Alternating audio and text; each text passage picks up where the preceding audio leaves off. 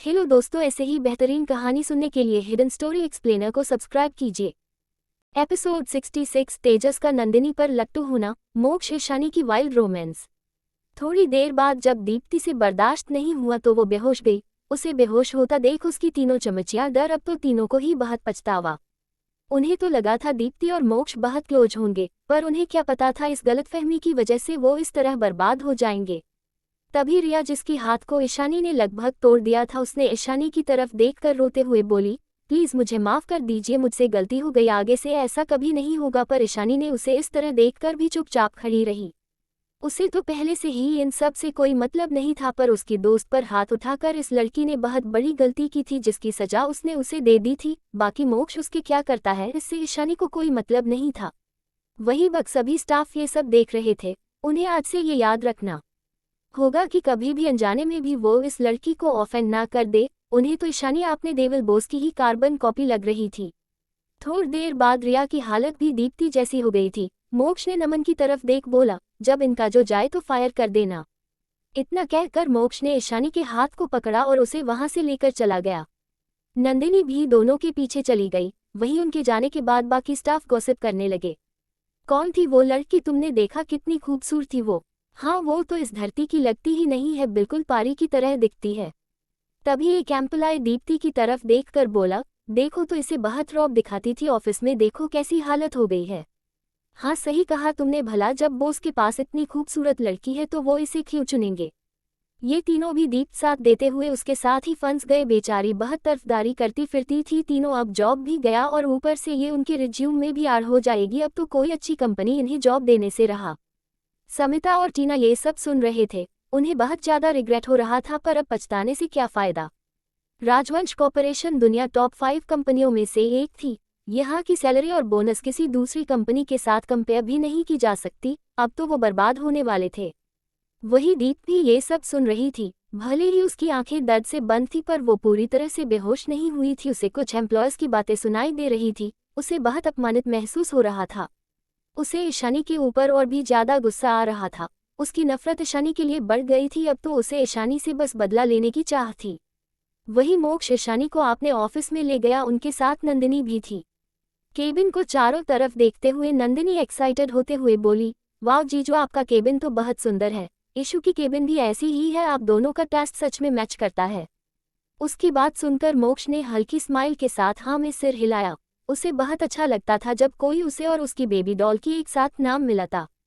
कुछ देर बात करने के बाद नंदिनी मोक्ष के साथ घुल मिल गई थी। उसने तो मोक्ष को अपना भाई मान लिया था। थोड़ी देर में उनका लंच भी आ गया। ठीक उसी वक्त कोई स्टाफ के पीछे दंदनाते हुए केबिन में घुस गया। ये कोई और नहीं तेजस था। वो स्टाफ के पीछे से ही खुशी से चिल्लाते हुए बोला, मोक्ष, मैं ये स्टाफ से क्या सुन रहा हूँ, ये बाहर थोड़ी देर पहले क्या चल रहा था? क्या तूने सच में गार्ड से कहकर उस चुड़ैल दीप्ति को पिटवाया? फिर स्टाफ के पीछे बाहर आकर फिर से बोला, तूने मुझे बुलाया क्यों नहीं? मैंने तो उस चुड़ैल दीप्ति को मार खाते हुए देख एंजॉय ही नहीं कर पाया। मेरा तो कब से दिलो तमन्ना थी कि उसे मार खाता हुआ देखूं। तभी उसकी नज़र सोफे पर पड़ी जहां मोक्ष के साथ ईशानी भी बैठी हुई थी, और दूसरे सोफे पर कोई लड़की बैठी हुई थी जिसकी पीठ उसकी तरफ थी, इसलिए तेजस उसे देख नहीं पाया। जब वो मोक्ष के सामने गया तब उसकी नज़र नंदिनी पर गई, तो वो बस नंदिनी को देखता रह गया। उसकी खूबसूरत आंखें, कंधे से नीचे तक आते बाल जिसे नंदिनी ने खुला छोड़ रखा था, उसकी गुलाबी होंठ, तेजस तो जैसे उसकी खूबसूरती में पूरी तरह डूब गया था। तभी उसके कानों में मोक्ष की तेज आवाज पड़ी, तुम यहाँ क्या कर रहे हो? मोक्ष के आवाज से तेजस आपने होश में आया और नंदिनी को देखते हुए खोए हुए ही बोला, अगर मैं आज यहाँ नहीं आता तो जिंदगी भर मुझे इस बात का पछतावा जिंदगी भर रहने वाला था। वही नंदिनी उसे ऐसे खुद को देखता पाकर अजीब नजरों से तेजस को देख रही थी। उसे समझ नहीं आ रहा था कि ये आदमी उसे ऐसे घूर घूर कर क्यों देख रहा है। फिर तेजस हड़बड़ाते हुए बोला, वो मैं तो ऐसे ही आ गया था, मैं ऑफिस से घर जा रहा था तो सोचा तुमसे मिलता चलूं। इतना कहकर तेजस ने दांत दिखाते हुए सोफे पर बैठ गया। फिर जो स्टाफ खाना रख रहा था उसे देख बेशर्मी से बोला, अरे मेरे लिए भी प्लेट ले आओ, मैं भी यही लंच कर लूंगा। फिर ईशानी की तरफ देख बोला, भाभी, मेरा आपके साथ लंच करने से आपको कोई प्रॉब्लम तो नहीं है ना? तेजस की बात सुनकर ईशानी अपना सिर ना में हिला दिया। वही मोक्ष का दिमाग खराब हो रहा था। उसने तो सोचा था आज अपनी बेबी डॉल के साथ अकेले टाइम बताएगा, पर ईशानी के साथ नंदिनी आई थी जिस वजह से चुप था, क्योंकि वो उसे नव्या की तरह लगी। पर अब तो ये तेजस भी आ गया यहाँ उसका दिमाग और खराब करने। मोक्ष ने ना में सिर हिला दिया, फिर प्यार से ईशानी की प्लेट में खाना सर्व करने लगा। वही तेजस तो बस नंदिनी को देखे जा रहा था जब तक स्टाफ उसके लिए एक और प्लेट नहीं लेकर आ गया। जैसे ही होश में आया तुरंत अपनी नज़र घुमा लिया, फिर मोक्ष और ईशानी को देखते हुए बोला, भाई ऐसी ये खूबसूरत लड़की कौन है? वही ईशानी जो कब से तेजस को नंदिनी को घूरता हुआ देख लिया था, उसने उसे देखकर बोला, ये मेरी दोस्त है नंदिनी। वैसे उससे तेजस से कोई प्रॉब्लम नहीं था अगर वो नंदिनी को पसंद करता था है तो, क्योंकि उसे पता था मोक्ष की दोस्त है इसका मतलब, और मोक्ष ऐसे ही किसी को दोस्त नहीं बनाएंगे। और वो भी कुछ बार तेजस से मिलकर ये जान चुकी थी कि तेजस काफ़ी अच्छा लड़का है और उसे छोटी बहन की तरह ही मानते हैं, जिस वजह से वो नंदिनी को कहकर उन पर भरोसा कर सकती है। वहीं ईशानी की मुंह से नंदिनी की नाम सुनकर तेजस ने मन ही मन इस नाम को दोहराया, नंदिनी, मेरी नंदिनी कितनी प्यारी नेम है, जितनी प्यारी दिखती है नाम भी उतनी ही प्यारी है मेरी स्वीटी की। फिर आपने ख्यालों से बाहर आकर नंदिनी को देखते हुए आपने होंठों पर एक बड़ी सी स्माइल के साथ नंदिनी की प्लेट में खुद ही खाना परोसने लगता है। अरे आप ये क्यों कर रहे हैं, मैं खुद की सकती हूँ, नंदिनी उसे रोकते हुए बोली। उसकी बात सुनकर तेजस उसकी प्लेट में और भी खाना रखते हुए बोला, अरे ऐसे कैसे, मैं आपको खुद ही काम करने दे सकता हूँ, आप ईशानी भाभी की दोस्त है, हमारा भी कोई रिस्पॉन्स बनता है ना कि आपको अच्छे से ट्रीट करे। ऊपर से आप यहाँ पहली बार आए हैं तो इतना तो बनता है। इतना कहकर तेजस नंदिनी को एक बड़ी स्माइल के साथ देखते हुए मन ही मन बोला, जब मैं आपने मम्मी को बताऊंगा कि मैंने उनके लिए एक प्यारी सी बहू ढूंढ लिया है तो वो कितना खुश होंगी। ऐसे भी हर दिन मुझे यही बोलकर परेशान करते रहते हैं कि ना तो तेरी कोई गर्लफ्रेंड ना ही किसी अच्छी लड़की को बहू बना रहा है। जब सब मेरी नंदिनी को देखेंगे तो जरूर जेलस फील करने लगेंगे, आखिर वो है ही इतनी क्यूट। इतना सोचकर उसके होंठों पर एक प्राउड भरी मुस्कान आ गई। वहीं को तेजस को देख उसकी होंठों पर एक तिरछी स्माइल आ गई। लंच करने के बाद नंदिनी बोली, जीजू क्या मैं आपका पूरा ऑफिस देख सकती हूँ? उसकी बात सुनकर मोक्ष नंदिनी को देखकर बोला, हाँ क्यों नहीं, मैं अभी नमन को बुलाता हूँ, वो तुम्हें पूरा ऑफिस घुमा देगा। ये बोलते हुए उसकी तिरछी नजरें तेजस पर टिकी हुई थी, जिसका मुंह मोक्ष के बात सुनकर कला पड़ गया था। नंदिनी को नमन के साथ सोचकर उसका मुंह बन गया, फिर वो मोक्ष को देख बोला, कोई जरूरत नहीं है, मैं हूं ना, मैं उन्हें पूरी ऑफिस ऐसी तरह से घुमा दूंगा। फिर नंदिनी की तरफ देख स्माइल करते हुए बोला, तो चले आपको मैं पूरा ऑफिस अच्छी तरह से घुमा दूंगा। ईशानी अच्छे से समझ पा रही थी कि मोक्ष क्या करने की कोशिश कर रहा है, उसे थोड़ी हंसी भी आ रही थी इस बात से। नंदिनी भी हाँ में सिर हिलाकर तेजस के साथ जाने के लिए उठ गई, तो तेजस खुश हो गया और नंदिनी के साथ चला गया। वही जैसे ही दोनों बाहर गए मोक्ष ने ईशानी को खींचकर अपने गोद में बैठा लिया। मोक्ष के अचानक खींचने से ईशानी सकपका गई, पर मोक्ष ने उसे संभालने का भी मौका दिया बिना हंगरेली उसे किस करने लगा। एक मोक्ष आज पहले से भी ज्यादा पैशनेट था, उसका एक हाथ ईशानी की कमर पर घूम रहे थे। ईशानी भी मोक्ष को रिस्पॉन्स देने लगी, ईशानी की हाथ भी मोक्ष के बलों में घूमने लगे। ईशानी की साथ पाकर तो मोक्ष और भी ज्यादा एग्रेसिव हो गया था। मोक्ष की जीभ ईशानी के मुंह के अंदर को एक्सप्लोर कर रहा था तो कभी ईशानी की जीभ के साथ खेल रहा था। 25 मिनट के बाद जब मोक्ष को महसूस हुआ कि ईशानी सांस नहीं ले पा रही है तो उसने ईशानी को छोड़ दिया, तो ईशानी गहरी गहरी सांसें लेने लगी, जिस वजह से उसकी चेस्ट ऊपर नीचे हो रही थी, जो मोक्ष के अंदर की आग को और भी ज्यादा भड़काने की काम कर रहा था। जब मोक्ष से और ज्यादा कंट्रोल नहीं हुआ तो वो ईशानी की नेक और कॉलरबोन को किस और बाइट करने लगा। धीरे धीरे वो ईशानी की क्लीवेज पर किस और सक करने लगा। मोक्ष का कंट्रोल धीरे धीरे छूट रहा था, इस वक्त वो पूरी तरह से हार्ड हो गया था। खुद पर काबू कर पाना उसके लिए मुश्किल हो रहा था। मोक्ष हमेशा ऐसे ही अपनी बेबी डॉल के करीबी से अनकंट्रोल्ड हो जाता था। मोक्ष ने ईशानी को वही सोफे पर ही लिटा दिया और उसके ऊपर आ गया, फिर ईशानी को किस और बाइट करने लगा। वही मोक्ष के ऐसे वाइल्डली किस और बाइट से ईशानी की मुंह से सिसकारियां निकल रही थी, जिस वजह से मोक्ष और भी ज्यादा मदहोश हो रहा था। दोनों की गहरी सांसों की आवाजें पूरे केबिन में सुनाई दे रही थी। मोक्ष हंगरली ईशानी की गले और कॉलरबोन को किस और सख्त किए जा रहा था। मोक्ष का एक हाथ ईशानी की चेस्ट पर चल रहा था, वो ईशानी की उभारों को सेंशुअली तरीके से हल्के हल्के प्रेस कर रहा था, जिस वजह से ईशानी और भी ज्यादा बेचैन हो रही थी। मोक्ष अब खुद को कंट्रोल नहीं कर पा रहा था। ईशानी की सॉफ्ट बॉडी को महसूस करके मोक्ष पागल होने लगा था। वो ईशानी की बॉडी को सेंशुअली टच करते हुए फिर से उसके होठों पर आ गया। उसे ईशानी होंठ किसी चेरी जैसी मीठी लग रही थी। अगर उसका बस चलता तो वो ईशानी को एक पल के लिए भी खुद से दूर नहीं करता। उसने बिना किस ब्रेक किए झटके से ईशानी को अपने गोद में उठा लिया और उसे अपने गोद में उठाए हुए केबिन से अटैच रूम की तरफ ले गया। पहले तो ईशानी मोक्ष के ऐसे अचानक उठाने से चौंक गई थी, फिर उसने खुद को संभाल कर मोक्ष की कमर पर अपने दोनों पैर को लपेट लिया। मोक्ष ने ईशानी एक हाथ से होल्ड करके रूम का डोर ओपन किया और ईशानी को लेकर अंदर चला गया और ईशानी को बेड पर लिटा दिया, फिर खुद उसके ऊपर आ गया, पर अभी भी दोनों के होंठ एक दस से जुड़े हुए थे। मोक्ष के हाथ अभी भी ईशानी के उभारों को सहला रहे थे तो कभी प्रेस कर रहे थे। मोक्ष ईशानी से थोड़ा दूर हुआ और ईशानी की उभारों को सहलाते हुए एक हाथ से अपनी शर्ट की बटन खोलने लगा। ईशानी की सांसें ऊपर नीचे हो रही थी, जिस वजह से ईशानी की चेस्ट भी ऊपर नीचे हो रहा था, जिसे मोक्ष बड़े ही सेंसुअल तरीके से प्रेस कर रहा था। मोक्ष को आपने शर्ट के बटन खोलता देख पहले तो ईशानी हड़बड़ा गई, पर मोक्ष की broad chest, 8 pack abs, perfect body को देखकर तो जैसे ईशानी मोक्ष में ही कहीं खो गई। मोक्ष ने आपने शर्ट को नीचे फेंक दिया, फिर ईशानी देखना लगा जो शिद्दत से उसे घूरे जा रही थी। आपनी बेबी डॉल को खुद को ऐसे खोए हुए से अंदाज में देखते हुए देखकर मोक्ष की होंठों पर एक तिरछी स्माइल आ गई। वो ईशानी के कान के पास जाकर मदहोश भरी आवाज में बोला, you वांना touch it baby doll. वहीं ईशानी को तो जैसे कुछ होश ही नहीं था, उसने बेख्याली में ही हाँ में अपना सिर हिला दिया तो मोक्ष की स्माइल और भी बड़ी हो गई। उसने ईशानी की हाथ को पकड़ा और अपने चेस्ट पर रख दिया। ईशानी मोक्ष के चेस्ट और एब्स पर अपने हाथ फिराने लगी। उसकी टच को अपने बॉडी पर महसूस करके मोक्ष की आंखें बंद हो गई। ईशानी की सॉफ्ट हाथ मोक्ष को बेकाबू होने पर मजबूर कर रहे थे। तभी ईशानी को होश आया, उसे थोड़ी शर्म भी आ रही थी, पर मोक्ष तो था सिर्फ उसका ही। उसने मोक्ष के चेहरे को देखा और उसके बंद आंखों को देख ईशानी एक शरारत सूझी। उसने मोक्ष के चेस्ट पर अपने होंठ रख दिए और उसके चेस्ट और एब्स पर हल्की हल्की किस करने लगी। ईशानी की होंठ को अपने चेस्ट पर महसूस करके मोक्ष ने अपनी आंखें खोल दी। ईशानी की सॉफ्ट होंठ उसके शरीर पर हरकतें कर रही थी, जिस वजह से मोक्ष मदहोश हो रहा था। मोक्ष ईशानी की बालों को सहलाने लगा। तभी ईशानी ने मोक्ष की तरफ देखकर शरारत से मोक्ष के चेस्ट पर जोर से बाइट कर लिया। ईशानी ने इतनी जोर से मोक्ष को बाइट किया था कि मोक्ष के सीने में वो बाइट मार्क बहुत गहरा दिखाई दे रहा था, जैसे अब उसमें से खून निकल आएगा।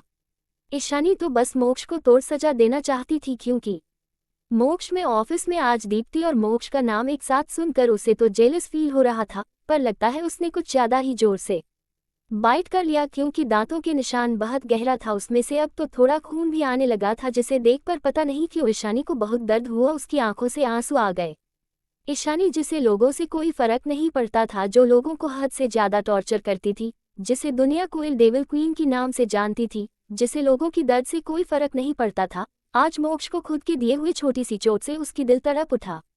वही मोक्ष तो बस शांति से अपनी बेबी डॉल को देख रहा था, जैसे ईशानी की बाइट करने से उसे कुछ फर्क ही न पड़ा हो। ईशानी अपनी आंसू भरी आंखों से मोक्ष को देखते हुए उस जगह को सहलाने लगी। वही ईशानी की आंसू भरी आंखें देख मोक्ष को बिल्कुल अच्छा नहीं लगा, पर उसे इस बात की भी खुशी और सुकून थी कि उसकी बेबी डॉल, जिसे अंडरवर्ल्ड में सब बेरहम कहते हैं और जो बिजनेस की दुनिया में राज करती है, उसे उसकी इतनी छोटी सी चोट से भी इतना फर्क पड़ता है। उसने जब से अपनी बेबी डॉल से मिला था, उसने उसे स्ट्रॉन्ग और नॉर्मल एक्सप्रेशन के साथ ही देखा था, पर उसने ईशानी की ऐसे आंसू भरी आंखों को नहीं देखा था। वो जानती थी उसकी बेबी डॉल अपनी ये साइड सिर्फ उसके सामने ही दिखा रही है। मोक्ष ईशानी की बालों को सहलाते हुए बोला, क्या हुआ बेबी डॉल, तुम रुक क्यों गई? ईशानी उसे देखकर बोली, इज दिस हर्टिंग? ईशानी की सवाल सुन और उसकी आंखों में आपने लिए केयर और कंसर्न देखकर मोक्ष मना करने ही वाला था, पर फिर कुछ सोचकर मन ही मन डेविल स्माइल करके आपने चेहरे पर झूठी दर्द का एक्सप्रेशन लाकर बोला, यस बेबी डॉल, बहुत ज्यादा दर्द हो रहा है। मोक्ष की एक्सप्रेशन देखकर ईशानी की आंखें छोटी हो गई। क्या सच में इतना दर्द हो रहा है? वो समझ गई थी मोक्ष ज्यादा दर्द में होने का नाटक कर रहा है। फिर भी ईशानी बोली, ठीक है, मेडिसिन लगाने से ठीक हो जाएगा। तभी मोक्ष ईशानी की कान के पास जाकर मदहोश भरी आवाज में बोला, ये मेडिसिन से नहीं, तुम्हारी किससे ठीक होगा बेबी डॉल? उसकी बात सुनकर ईशानी ने उसे घूर कर देखा, फिर उसे खुद दूर करने की कोशिश करते हुए बोली, उठो, मुझे बताओ मेडिकल किट कहाँ है? पर मोक्ष का ईशानी छोड़ने का कोई इरादा नहीं था। उसने ईशानी के ऊपर अपने पूरे वेट को डाल दिया और उसकी गर्दन के पास चूमते हुए उसके जान में धीरे से बोला, बिल्कुल नहीं बेबी डॉल, मुझे भी अब तुम्हें उसी तरह प्यार करना है जैसे थोड़ी देर पहले तुमने मुझे किया था। इतना कहकर मोक्ष ने एक झटके में ईशानी ब्लैक टॉप को उतार कर फेंक दिया। मोक्ष के इस एक्शन से तो ईशानी पहले हैरान हो गई। वो कुछ बोलती उससे पहले ही मोक्ष ने उसकी इनर बियर को भी एक झटके में उतार कर फेंक दिया, जो अब पहनने की लायक ही नहीं बची। ईशानी मोक्ष को हैरानी से देखते हुए आपने दोनों हाथों से आपने चेस्ट को कवर कर लिया। उसे बहुत शर्म आ रही थी, उसकी गाल पूरी तरह से लाल हो गए थे। आफ्टर ये पहली बार था जब वो किसी के सामने इस सिचुएशन में नेकेड किसी के सामने थी। मोक्ष से वो बहुत प्यार करती थी, पर फिर भी शर्म तो उसे आएगा ही ना। मोक्ष की नज़र ईशानी की उभारों पर थी, जिसे ईशानी अपने हाथों से ढकने की पूरी कोशिश कर रही थी। मोक्ष ये देखकर थोड़ा हंसा, फिर ईशानी दोनों हाथ को पकड़कर उसके सिर के पीछे करके बोला, मुझसे कुछ भी छुपाने की कोशिश भी मत करना बेबी डॉल, क्योंकि ये सब मेरा है। तुम्हारी हर एक चीज पर सिर्फ मेरा हक है। तुम्हारी बॉडी, तुम्हारी रूह, तुम्हारा प्यार, हंसना, गुस्सा होना, रोना, सब कुछ सिर्फ मेरे लिए है और मैं सिर्फ और सिर्फ तुम्हारा बेबी डॉल। इतना कहकर मोक्ष ईशानी एक भी मौका दिए बिना उसकी क्लीवेज किस और शक करने लगा। ईशानी की अपर बॉडी इस वक्त पूरी तरह से मोक्ष के सामने थी और एलईडी लाइट में हीरे की तरह चमक रही थी, जैसे वो किसी खूबसूरत पेंटिंग से निकलकर आ गई हो। मोक्ष तो इस वक्त ईशानी देखकर पूरी तरह पागल हो चुका था। मोक्ष ईशानी को देखते हुए उसकी क्लीवेज से होते हुए उसकी चेस्ट को आपने मुंह में भर लिया और वाइल्डली किस और शक करने लगा और दूसरे उभार को प्रेस करने लगा। ईशानी की मदहोश कर देने वाली सिसकियां मोक्ष के अंदर की गर्मी को और भी बढ़ाने का काम कर रही थी। ईशानी की हाथ मोक्ष के बालों में चल रहे थे। मोक्ष की हरकतें उसे आहें भरने पर मजबूर कर रही थी। वहीं दूसरी तरफ तेजस खुशी खुशी नंदिनी को हर फ्लोर और डिपार्टमेंट में घुमा रहा था। उसका दिल कर रहा था अभी इसी वक्त नंदिनी प्रोपोज कर दे। वो जानबूझकर नंदिनी को कैंटीन से लेकर एम्प्लॉयज तक सबके बारे में डिटेल्स में बता रहा था ताकि उसे नंदिनी के साथ और भी क्या टाइम बिताने मिले। वहीं नंदिनी भी तेजस की कंपनी को एंजॉय कर रही थी। तेजस का जॉली नेचर उसे बहुत अच्छा लग रहा था। तभी तेजस उसे देखते हुए बोला, आपके घर में कौन कौन है? आपके डैड का नाम क्या है? उसे फैमिली बैकग्राउंड कोई मतलब नहीं था, पर तेजस नंदिनी के बारे में सब कुछ जान लेना चाहता था। आखिरकार उसके होने वाले ससुराल वाले जो है। नंदिनी ने बिना कुछ सोचे बोली, दैनिक सहाय। ऐसे भी नंदिनी का छुपाने का कोई मतलब नहीं था। वो ईशानी और उसके जी के क्लोज था, इसका मतलब जरूर तेज एक बहसी लड़के होंगे। तेजस इस नाम को सोचते हुए बोला, ये नाम कुछ जाना पहचाना सा लग रहा है। तभी उसे याद उसने मोक्ष के घर में जैकी के मुंह से सुना था कि दैनिक सहाय ईशानी भाभी को अपनी बेटी मानते हैं और विश्वंभर जी उन्हें पोती मानते हैं। अब वो समझ गया ये नंदिनी पोती है। वो मन ही मन बोला, वाओ, इसका मतलब मैं प्रेसिडेंट के घर का दामाद बनने वाला हूँ। वो अपने ही मन में ख्याली पुलाव पकाने लगा। वही हॉस्पिटल में दीप्ति बेड पर बैठी हुई थी। उसके पास उसके मॉम डैड वीरेंद्र रहाणे और माया रहाणे बैठे हुए थे। माया ने रोते हुए बोली, आपने देखा उस मोक्ष ने हमारी बेटी की क्या हालत कर दिया है। रविंद्र भी इस वक्त बहुत गुस्से में थे, उन्हें भी अपनी बेटी की ये हालत देखी नहीं जा रही थी। तभी दीप्ति, जिसका पूरा मुंह सुझा हुआ था और आंखें साइड में सूजकर काला पड़ गई थी, वो गुस्से और नफरत के साथ अपने डैड को देखकर बोली, डैड ये सब उस 2 कौड़ी की लड़की की वजह से हुआ है, मैं उसे छोड़ूंगी नहीं डैड। अपनी बेटी की बात सुनकर वीरेंद्र रहाणे और माया को भी गुस्सा आ रहा था। दीप्ति की मॉम गुस्से में अपने पति को देखकर बोली, आप पता करिए वो कौन है, मैं उस लड़की को छोड़ूंगी नहीं जिसकी वजह से मेरी बेटी की ये हालत हुई है। अपनी बीवी की बात सुनकर वीरेंद्र ने भी हाँ में सिर हिलाया और बोला, तुम दोनों चिंता मत करो, मैं उस लड़की के बारे में इंफॉर्मेशन निकालने की कोशिश करता हूँ, उसके बाद में उसे छोड़ूंगा नहीं। तब दीप्ति बोली, डैड आप जो भी करेंगे बट इस बारे में मोक्ष को पता नहीं चलना चाहिए। मोक्ष उस लड़की के पीछे पागल हो गया है डैड, वो मुझे एक नज़र देखता तक नहीं और आज तो उसने उसे बेकार 2 कौड़ी की लड़की के लिए मुझे अपने गार्ड से कहकर पिटवाया। डैड आप कुछ भी कीजिए डैड, मुझे मोक्ष चाहिए, मैं उसे बहुत पसंद करती हूँ डैड, मैं उसके बिना नहीं रह सकती। आपने तो कहा था राजवंश फैमिली मोक्ष और मेरी शादी जरूर कर देंगे, पर उन लोगों ने तो आपके बातों का मान भी नहीं रखा दादाजी के दोस्त के होने के नाते। मैं क्या करूँ डैड, मोक्ष ने तो मुझे ऑफिस से भी निकल दिया, अब मैं उसके आसपास कैसे रहूंगी। प्लीज डैड कुछ कीजिए, मुझे कैसे भी करके मोक्ष से शादी करना है। इतना कहकर दीप्ति रोने लगी। अपनी बेटी को इस तरह से रोते हुए देखकर वीरेंद्र जी को बिल्कुल अच्छा नहीं लगा। उन्होंने उसकी बालों में प्यार से हाथ फेरते हुए बोला, रो मत बेटा, मोक्ष जरूर तेरा होगा। मैं फिर से राजवंश फैमिली से बात करने जाऊंगा, बस एक बार मुझे उस लड़की के बारे में सब कुछ पता चल जाए, तुम डिस्चार्ज हो जाओ, हम फिर से मोक्ष के घर जाएंगे। और एक बात याद रखना, तुम्हें इस बार वहां सबको इम्प्रेस करना होगा, खास करके मोक्ष के दादा दादी को, क्योंकि मोक्ष चाहे कितना भी क्रूएल क्यों ना हो, वो अपने दादा दादी को कभी मना नहीं करेगा और तुम्हें मोक्ष की मोम को भी इम्प्रेस करना होगा। दीप्ति की मॉम भी बोल, हाँ बेटा, तुम्हें मोक्ष के घर वालों को इम्प्रेस करना ही पड़ेगा। अगर वो सब तुमसे इम्प्रेस हो गए तो मोक्ष को अपने घर वालों की बात मानकर उस लड़की को छोड़कर तुमसे शादी करनी ही पड़ेगी। अपनी मोम डैड की बातें सुनकर दीप्ति भी चुप हो गई, क्योंकि उसे भी अपनी मोम डैड की बातें सही लग रही थी। अगर मोक्ष के घर वाले उसे पसंद करने लगे और मोक्ष को फोर्स करे उससे शादी करने के लिए, तो मोक्ष को उससे शादी करनी ही पड़ेगी। और शादी के बाद वो मोक्ष को अपनी खूबसूरती और हुस्न के जाल में इतना दीवाना बना देगी कि मोक्ष लड़की के बारे में कभी सोचेगा भी नहीं, चाहे वो कितनी ही खूबसूरत क्यों ना हो। पर उसे क्या पता कि मोक्ष की क्वालिटी तो उसने देखी ही नहीं। अगर मोक्ष की क्वालिटी देख ली तो ऐसे ख्याल उसके दिमाग में आएगा ही नहीं।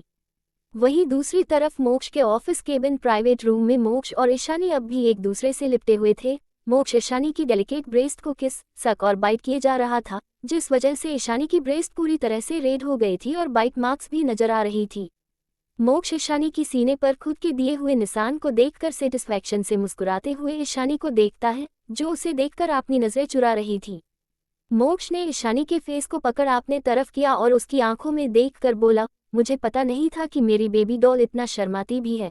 वैसे तुम्हारी इस शर्माते हुए लाल चेहरे को देखकर मुझे अभी तुम्हें पूरी तरह से अपना बना लेने का मन कर रहा है। मैं तुमसे ज़्यादा दिन दूर नहीं रह सकता, इसलिए मैंने नमन से हमारी शादी की पेपर्स बनाने को बोल दिया है ताकि हम लीगली हस्बैंड वाइफ बन जाए। ऐसे तो तुम पूरी तरह से मेरी हो और मुझे तुम्हें अपना बनाने के लिए किसी पेपर की या परमिशन लेने की ज़रूरत नहीं है, पर मैं नहीं चाहती कि बाद में कोई मेरी बेबी डॉल पर उंगली उठाए। उसकी बात सुनकर ईशानी बस स्माइल कर देती है। उससे मोक्ष शादी करने से कोई प्रॉब्लम नहीं थी, पर वो बस यही सोच रही थी कि आपने दादाजी, डैड, मोम, भाइयों इन सबको इस बारे में कैसे बताए। ईशानी को किसी सोच में खोया हुआ देखकर मोक्ष समझ जाता है कि वो क्या सोच रही है, इसलिए वो ईशानी की गालों पर प्यार से हाथ फेरते हुए बोला, तुम ज़्यादा मत सोचो बेबी डॉल, हम अभी सिर्फ कोर्ट मैरिज करेंगे, फिर जब टाइम आएगा हम फिर से सबके सामने शादी करेंगे जहाँ सभी फैमिली मेंबर और फ्रेंड्स होंगे। उसकी बात सुनकर ईशानी ने भी हाँ में अपना सिर हिला दिया। उसे मोक्ष पर इसी वजह से और भी ज़्यादा प्यार आता था, क्योंकि उसकी बिना कहे ही मोक्ष उसकी सारी बातें समझ जाता था। वो मोक्ष को प्यार से देखते हुए मन ही मन यही सोच ही रही थी कि तभी उसकी हल्की सी चीख ही निकल गई, क्योंकि मोक्ष ने उसके सॉफ्ट इमर्स चेस्ट पर आपने दांत गदा दिए थे और दूसरे उभार को आपने हाथों से प्रेस कर रहा था।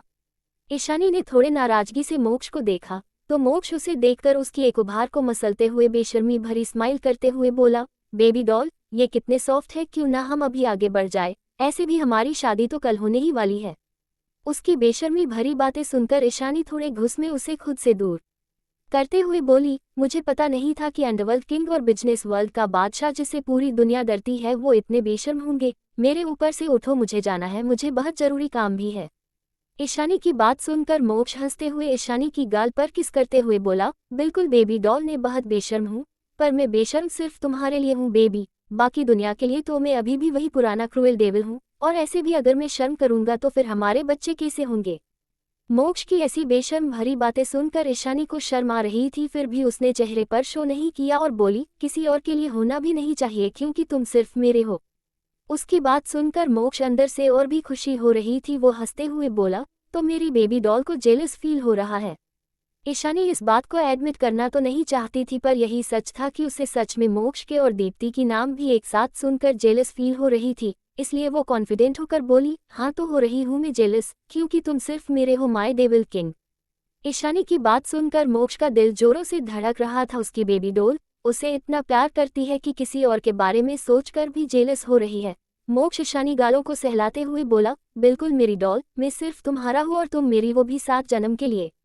थोड़ी देर और इसी तरह एक दूसरे के बाहों में सुकून से बात करने के बाद मोक्ष ने ईशानी को छोड़ा और उसे क्लोजेट में ले गया, जहां ईशानी के लिए मोक्ष ने बहुत सारे उसकी ज़रूरतों के हिसाब से कोल्थस, शूज और एक्सेसरीज अरेंज करवाया था, ताकि जब भी वो और ईशानी वहां टाइम बिताए तो ईशानी को कोई प्रॉब्लम ना हो। ईशानी ने एक हाई नेक वाला ब्लैक टॉप पहन लिया और उसके ऊपर अपनी ओवरकोट पहन लिया। मोक्ष ने उसकी बाल को सही किया और दोनों एक दूसरे के हाथ पकड़ बाहर की तरफ चले गए। वही तेजस और नंदिनी भी केबिन की तरफ ही आ रहे थे। तेजस तो बस नंदिनी को देखे जा रहा था, उसने नंदिनी से उसका नंबर ले लिया था, जिस वजह से वो बहुत खुश था कि अब तो वो कम से कम नंदिनी से फ़ोन पर बात कर पाएगा। तभी ईशानी और मोक्ष भी बाहर आ गए तो तेजस और नंदिनी भी उनके साथ लिफ्ट की तरफ चले गए। थोड़ी देर में प्राइवेट लिफ्ट से होते हुए वो डायरेक्ट पार्किंग लॉट में आ गए। ईशानी और नंदिनी के जाने के बाद दोनों फिर से ऊपर आ गए, पर तेजस का मुंह लटक गया था, फिर भी अब वो एटलीस्ट नंदिनी से बात तो कर सकता, उसे इस बात की खुशी थी। आधे घंटे बाद ईशानी और नंदिनी मेहरा मेंशन में पहुंच गए थे। हॉल में इस वक्त दर्शित और दादाजी को छोड़कर सभी बैठे हुए थे। जैसे ही ईशानी हॉल से होते हुए ऊपर अपनी रूम की तरफ जाने को हुई कि तभी पीछे से उसे सुकेत जी की आवाज़ सुनाई दिया, ईशानी रुको, हमें आपसे कुछ बात करनी है। उनकी आवाज़ सुन ईशानी रुक गई, वहीं नंदिनी भी रुक गई। ईशानी उन सब की तरफ मुड़कर बोली, क्या बात है मिस्टर मेहरा, आपको मुझसे ऐसी क्या बात करनी है।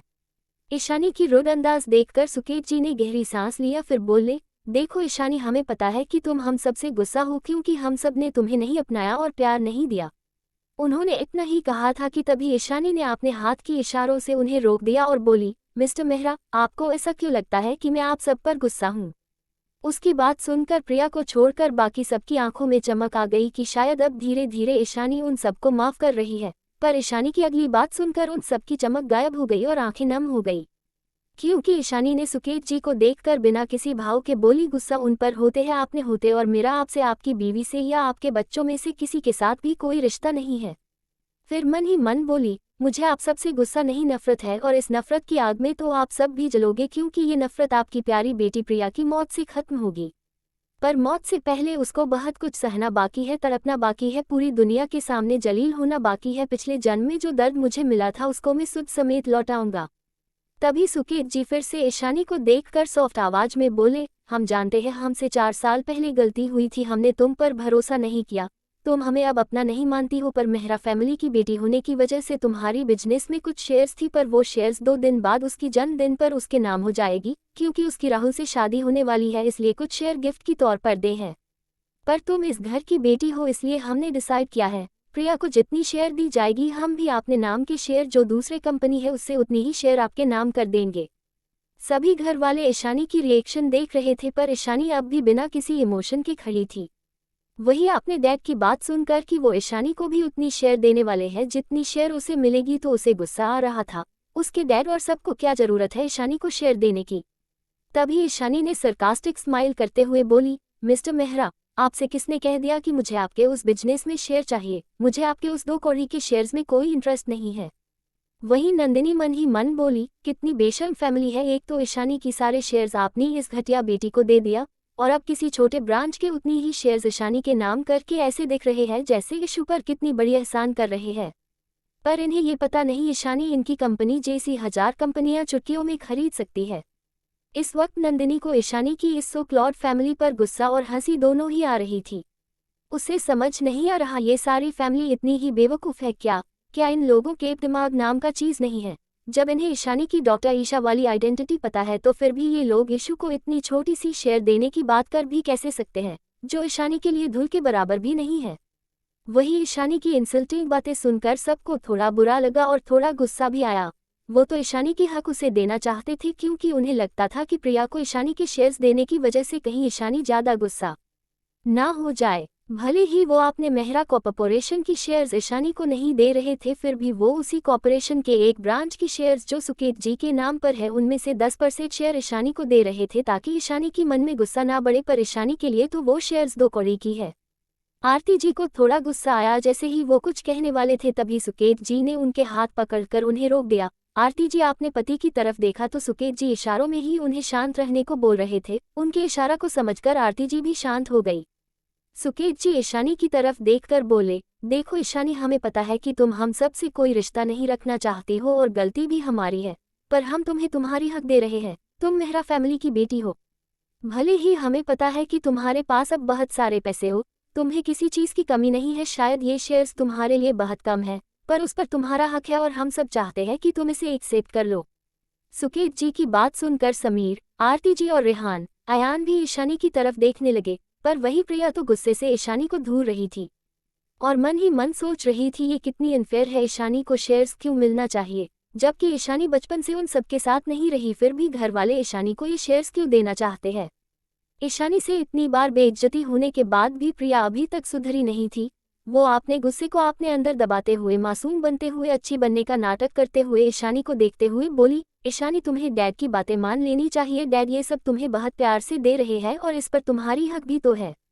मुझे पता है कि तुम्हें गुस्सा आ रहा होगा और तुम शायद मुझसे नफरत भी करती होगी कि तुम्हारे नाम पर जो शेयर्स होने वाली थी वो सब डैड मुझे दे रहे हैं, पर तुम्हें तो पता है डैड, मोम और भाई मुझसे कितना प्यार करते हैं, इसलिए मैं ये शेयर्स लेने से मना नहीं कर सकती। प्रिया अपनी बातों से ये दिखाने की कोशिश कर रही थी कि सभी उसे कितना प्यार करते हैं और ईशानी को कोई भी प्यार नहीं करता, इसलिए तो उसके नाम पर जो शेयर्स होने वाली थी वो सब उसे दे रहे हैं। पर ईशानी की एक्सप्रेशन तो बिल्कुल भी नहीं बदले। पिछले जन्म में भी प्रिया इसी तरह ट्रिक खेलकर हमेशा ईशानी को हर्ट करती रहती थी और ईशानी सच में बहुत हर्ट होती थी अपने माँ, पापा और भाइयों की बेरुखी से, पर अब उसे अपने उन सो कॉल्ड परिवार वालों से कोई मतलब नहीं था, तो भला उसे क्या ही फर्क पड़ता।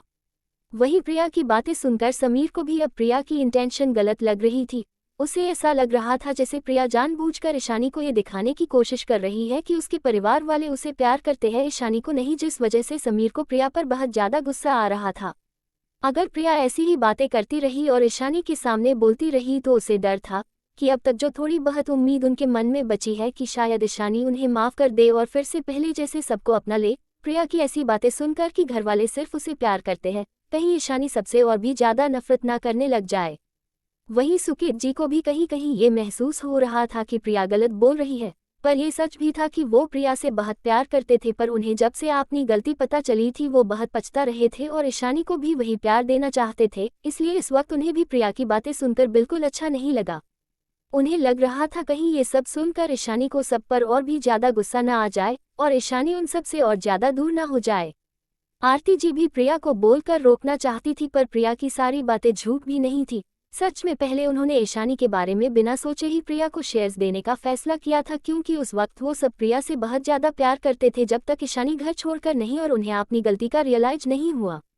ईशानी को शेयर्स देने के बारे में तो उन्हें कुछ दिन पहले ही डिस्कस किया था, जिसे सोचकर उन्हें थोड़ी शर्मिंदगी हो रही थी कि उनकी खुद की बेटी होकर भी उन्होंने प्रिया के बाद ईशानी को चुना। तभी ईशानी की खतरनाक हंसी पूरे हॉल में सुनाई दिया। मिस प्रिया, तुम्हें नहीं लगता कि तुम कुछ ज्यादा ही सोचती हो? तुम्हें ऐसा क्यों लगता है कि मुझे वो एक पैसे के बराबर शेयर्स चाहिए जो तुम्हें दिया जा रहा है? न तो मैं तुम्हारी तरह भिखारी हूँ कि मुझे दूसरों से दिया भीख चाहिए, और न ही मैं तुम्हारी तरह डस्टबिन हूँ जो कोई भी किसी भी कचरे को मुझे दे और मैं अपने पास रख लो। वो क्या, ना मेरी भी एक स्टैंडर्ड है, इसलिए मुझे ये शेयर्स के नाम पर कचरे की कोई ज़रूरत नहीं है। मैंने तो पहले ही तुम्हें कहा था कि तुम बिल्कुल डस्टबिन जैसी हो जो सिर्फ कचरे के लिए ही बनी हो। वहीं ईशानी को ऐसे डेविल की तरह हंसते हुए और डस्टबिन कहकर अपना मजाक उड़ाते हुए देखकर प्रिया गुस्से के मारे कांप रही थी। उसका मुंह काला पड़ गया था। हर बार ईशानी उसकी बेइज्जती करती थी, पर वो चाहकर भी उसे सबक नहीं सिखा पा रही थी।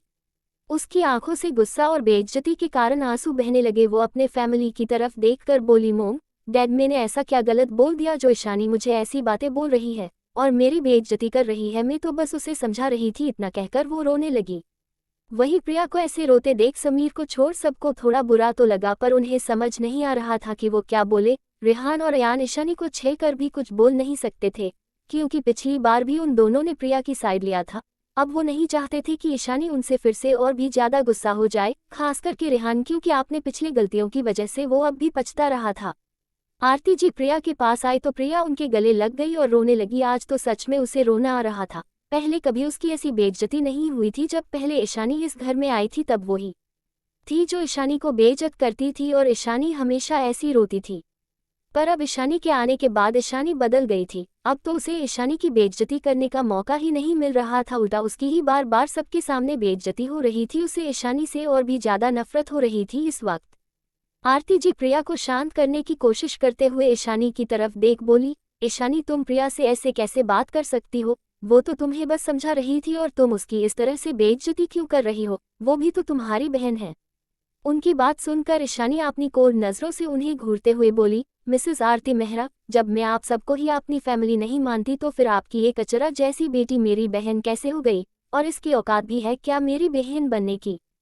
और क्या कहा आपने मुझसे बात कर रही थी? ये तो मुझे पूछना चाहिए कि आपकी ये सो कॉल्ड बेटी मुझसे बात ही क्यों कर रही थी? मैंने तो उसे क्लियरली मुझसे बात करने से मना किया था। क्या आपकी मोम की गुड़िया को भूलने की बीमारी है? अगर है तो फिर आपको अपनी प्यारी बेटी को घर पे नहीं हॉस्पिटल में छोड़ देना चाहिए। जितना मुझे लगता है इसकी दिमाग भी कमजोर है, कहीं आपकी मोम की गुड़िया पागल ना हो जाए। उसकी बात सुनकर अब आरती जी को ईशानी पर थोड़ा गुस्सा आने लगा। भले ही अब वो ईशानी से प्यार करते थे, पर प्रिया को भी उन्होंने बचपन से पाला था, जिस वजह से प्रिया के लिए ईशानी की कड़वे शब्द उन्हें बुरा लग रहा था। पर वो ये भुलाए थे कि उन लोगों ने तो ईशानी को इससे भी ज्यादा कड़वे शब्द बोले थे। आरती जी ईशानी को देख बोली, ठीक है, अगर तुम्हें ये शेयर्स नहीं चाहिए तो हम तुम्हें ये लेने के लिए फोर्स नहीं करेंगे। पर 2 दिन बाद प्रिया की बर्थडे पार्टी है, क्या तुम पार्टी ज्वाइन कर सकती हो ताकि तुम भी सबसे मिल सके और मेहमान से भी तुम्हारे डैड तुम्हें इंट्रोड्यूस करवाना चाहते हैं। इस बात से ईशानी को कोई फर्क नहीं पड़ा, पर उसके चेहरे पर एक कड़वी मुस्कान आ गई थी। वो कुछ सोचते हुए सरकास्टिक स्माइल करते हुए बोली, मिसेस आरती मेहरा, जितना मुझे याद आपकी प्यारी बेटी की बर्थडे पर तो आप मुझे आने से मना करती थी ताकि आपको, आपकी फैमिली को और आपकी सो कॉल्ड कचरा बेटी को मेरी वजह से एम्बेरस ना होना पड़े, तो फिर आज ये उल्टी गंगा क्यों बह रही है? कि मुझे आप सब इंट्रोड्यूस करना चाहते हैं, वो भी आपकी कचरा बेटी की फालतू बर्थडे पार्टी में, और आप सब मुझे क्या कहकर इंट्रोड्यूस करवाने वाले हैं?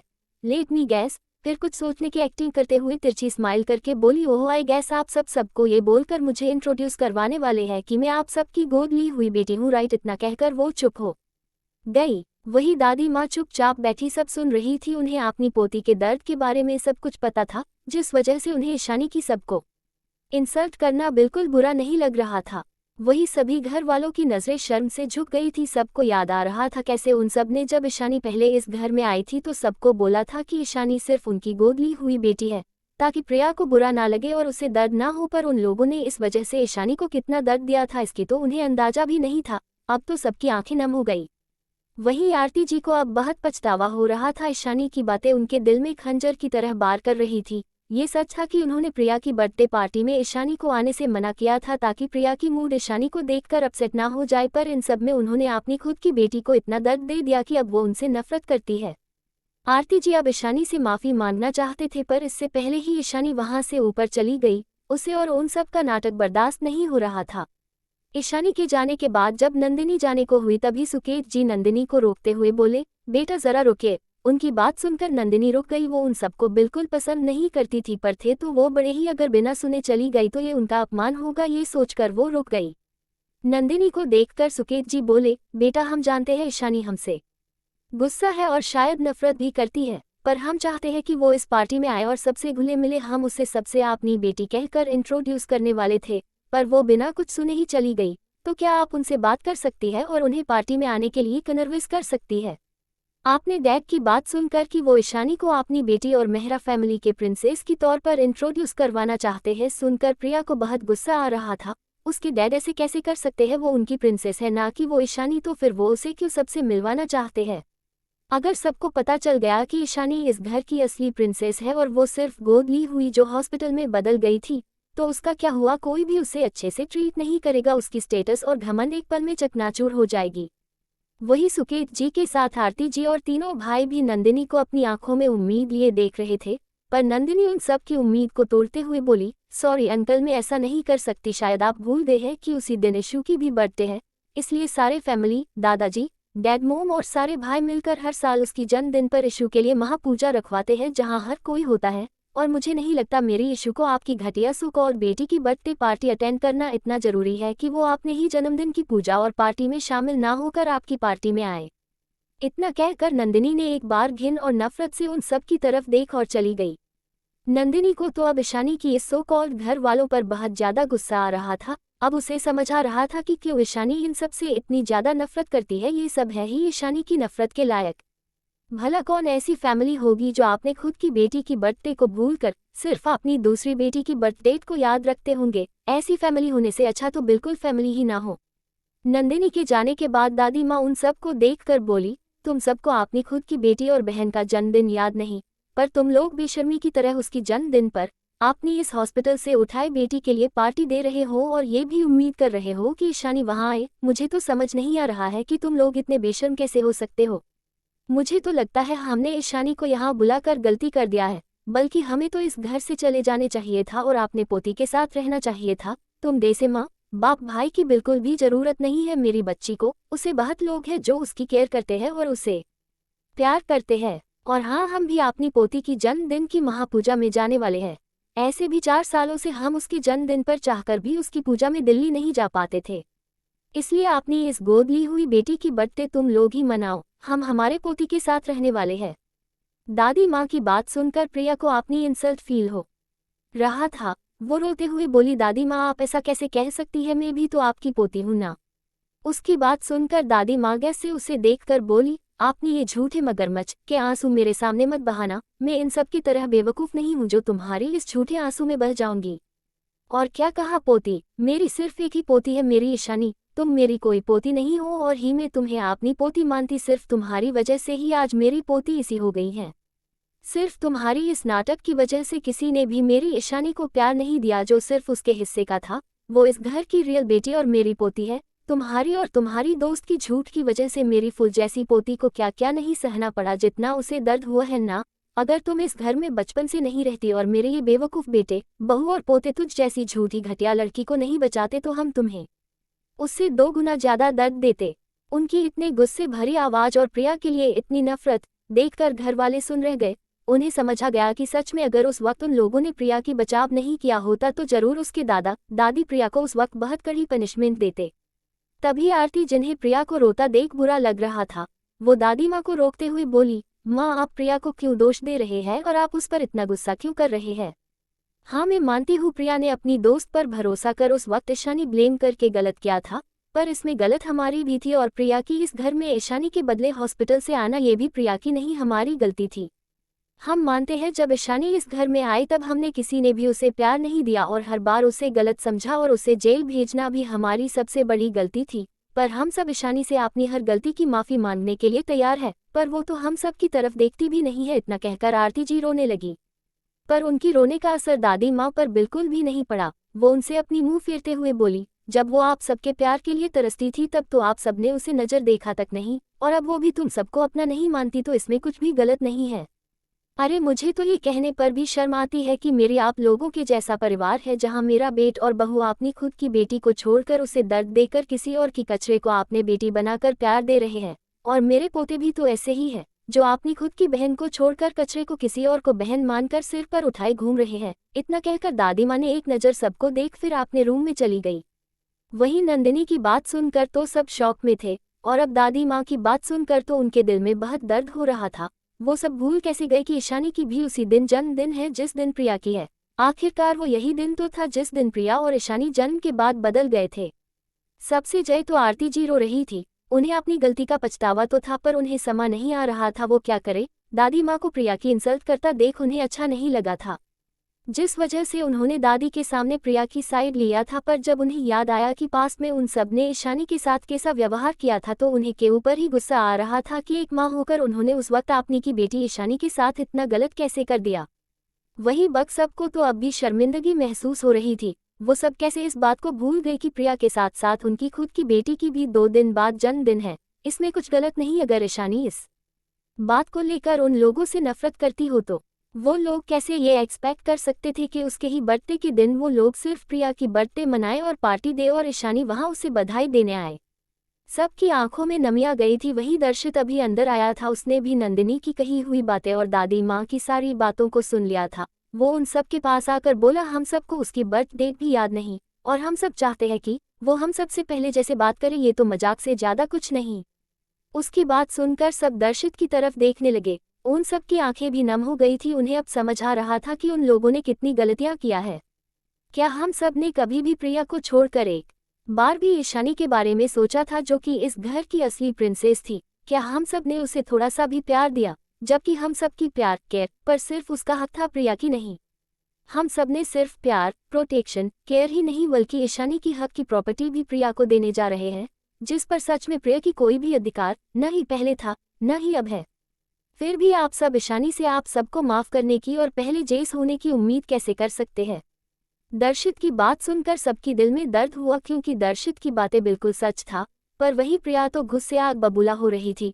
पहले ईशानी ने उसे इंसल्ट किया, फिर दादी माँ भी उसकी इंसल्ट करके चली गई। अब तो उसके भाई भी उसके खिलाफ है और बोल रहा है कि उसे जो भी मिला है उस सब पर ईशानी का हक है।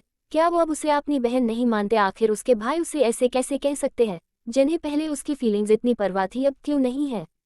जब उसे हम सब की प्यार की जरूरत थी तब हम सब ने उसे बार बार हट किया। अब तो वो हमसे इतना दूर हो गई है कि हमें देखना तक नहीं चाहती। क्या आपको याद है जब वो यहाँ थी तब उन सालों में प्रिया की बर्थडे 2 साल मनाया गया था और वो 2 बार ईशानी की भी बर्थडे थी। जरा सोचिए उस वक्त उस पर क्या बीत रही होगी जब उसके खुद के माँ बाप भाई को तो याद भी नहीं होता था कि उसकी भी बर्थडे है।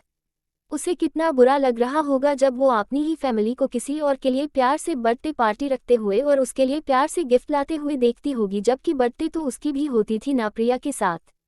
वो दिल ही दिल में कितनी रो रही होगी। उसे भी हम सब की प्यार छे होगी। उस वक्त वो भी चाहती होगा कि हम सब भी उसकी बर्थडे मनाएं, उसे प्यार से गिफ्ट दे।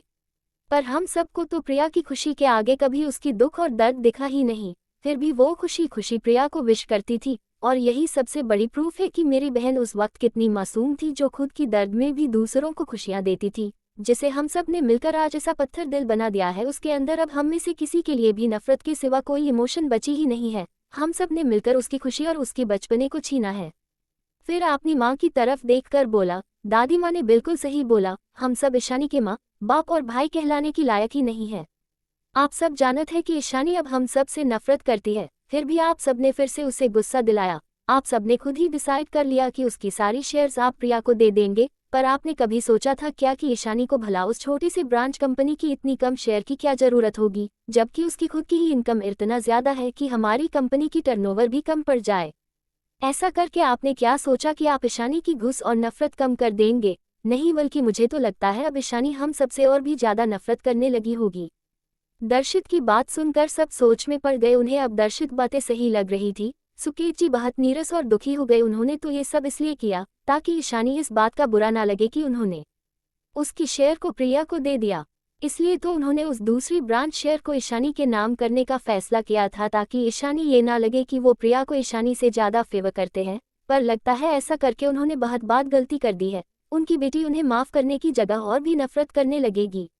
समीर भी वही सोच रहा था कि उन सबसे बहुत बड़ी गलत हो गई। क्या ईशानी अब आगे उनकी बात कभी सुनेगी भी?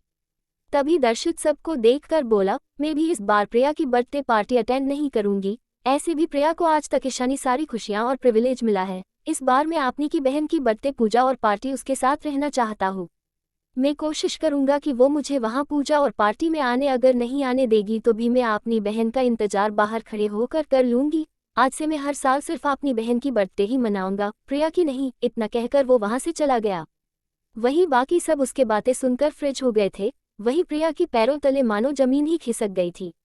प्रिया को तो मानो झटका सा लगा था। उसे समझ नहीं आ रहा था कि उसके दर्शित भाई उस ईशानी के लिए इतना सब बोल रहे हैं। वो उनकी प्रिंसेस है, फिर उसके भाई उसके बर्थडे पार्टी में ना आकर ईशानी की पार्टी में क्यों जाना चाहते हैं? क्या अब वो उसे अपनी बहन नहीं मानते? प्रिया को समझ नहीं आ रहा था कि वो ऐसा क्या करे कि सबकी नज़रों में ईशानी फिर से गिर जाए, और अब जो सब फैमिली वाले उसे प्यार करने लगे हैं उसे पहले की तरह फिर से ट्रीट करे और अपनाने से मना कर दे। यही सब सोचते हुए वो रोते हुए बोली, मोम डैड देखिए ना, ये दर्शित भाई अभी क्या कहकर चले गए कि वो मेरी बर्थडे पार्टी में नहीं आएंगे। क्या अब वो मुझसे प्यार नहीं करते? क्या अब वो मुझे अपनी बहन नहीं मानते क्योंकि ईशानी वापस आ गई है? उन्होंने ये भी कहा कि वो आगे से कभी भी मेरी बर्थडे नहीं मनाएंगे, वो सिर्फ ईशानी की बर्थडे मनाएंगे। क्या उन्हें मेरी फीलिंग्स की कोई कदर नहीं है? क्या वो ये सब इसलिए कह रहे हैं क्योंकि मैं उनकी खुद की बहन नहीं हूँ और वो ईशानी उनकी खुद की बहन है? प्रिया की बात सुनकर और उसे ऐसे रोते हुए देखकर सुकेत जी उसके सिर पर हाथ फेर कर बोले, तुम दर्शित को गलत मत समझे। वो ये सब इसलिए नहीं कह रहा है क्योंकि वो तुमसे प्यार नहीं करता है, बल्कि वो ईशानी को उसका हक देना चाहता है। वो हर साल तुम्हारे बर्थडे को मनाता है, तो इस बार वो ईशानी के साथ उसकी बर्थडे में शामिल होना चाहता है। और ईशानी इस घर की बेटी है तुम्हारी तरह। पहले हम सब ने ईशानी के साथ बहुत गलत किया है, जिस वजह से वो हमसे अब नफरत करती है। अगर दर्शित ईशानी बर्थडे में जा रहा है तो ये अच्छी बात है, शायद इस वजह से ईशानी के मन में गुस्सा थोड़ा कम हो। तभी समीर ने अपनी आंखें छोटी करते हुए प्रिया को देखते हुए बोला, मुझे लगता है तुम्हें भी अपनी बिहेवियर में सुधार करना चाहिए प्रिया। कहाँ कब बोलना है ये तुम्हें सीख लेना चाहिए। अगली बार अगर ईशानी के सामने तुम्हारी मुंह से कोई भी बकवास बातें निकली तो मैं भूल जाऊंगा कि तुम मेरी बहन हो। समीर की बात सुनकर प्रिया को एक पल के लिए डर लगा, कहीं उसके भाई को ये तो नहीं पता चल गया कि उनके पीठ पीछे वो कैसे ईशानी को परेशान किया करती थी। भाई आप कहना क्या चाहते हैं? मैंने कब ईशानी को क्या बोला? आप गुस्सा कर रहे हैं? प्रिया ने मासूम बनते हुए पूछा।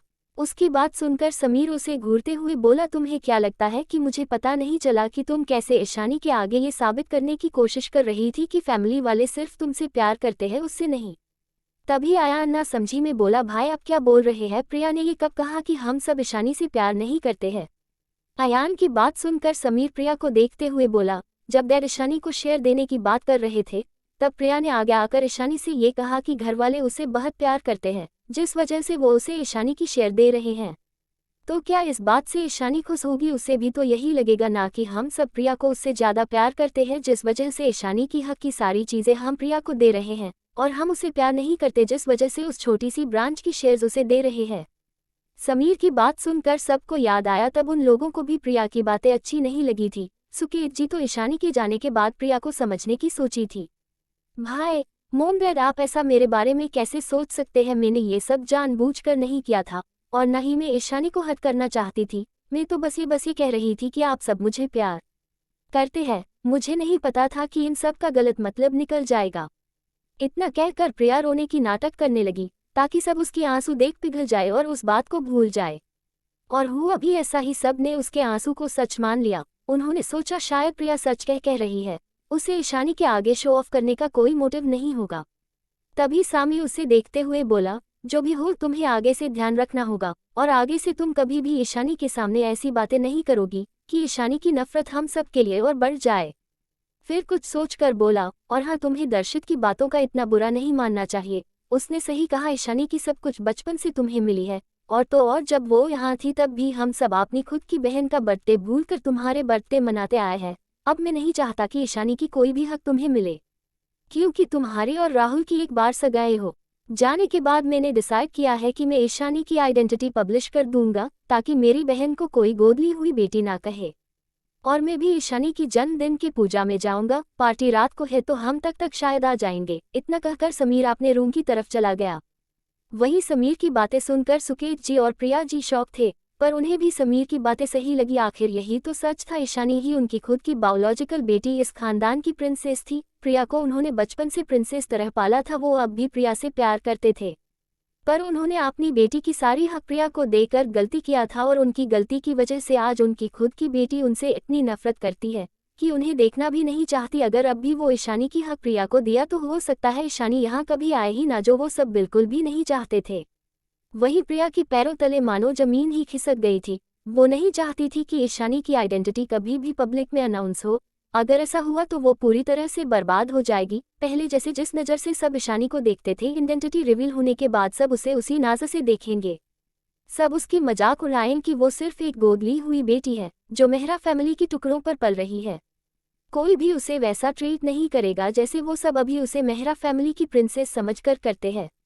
नहीं, ऐसा नहीं हो सकता। मैं ईशानी की आइडेंटिटी इस तरह पब्लिक में नहीं आने दे सकती, वरना मेरी रेपुटेशन और इस फैमिली और मोम डैड भाइयों की इकलौती प्रिंसेस होने का टैग भी मुझसे छीन जाएगा। उसके बाद सब मेरी मजाक उड़ाएंगे। उसने अपने मोम डैड की तरफ देखा और बोली, मोम डैड भाई ये क्या कह रहे हैं? क्या सच में वो ये अनाउंस कर देंगे कि मैं आपकी गोद ली हुई बेटी हूँ? आरती जी कुछ कहती उससे पहले ही रेहान ने अपनी भौहें चढ़ते हुए बोला, जो सच है वो है सच, आज नहीं कल तो पूरी दुनिया के सामने आएगा ही, इसलिए तुम्हें भी इसे एक्सेप्ट कर लेना चाहिए। ऐसे भी ये जगह ईशानी की है जो उसे मिलना चाहिए था, जो जगह हमेशा से उसकी ही थी।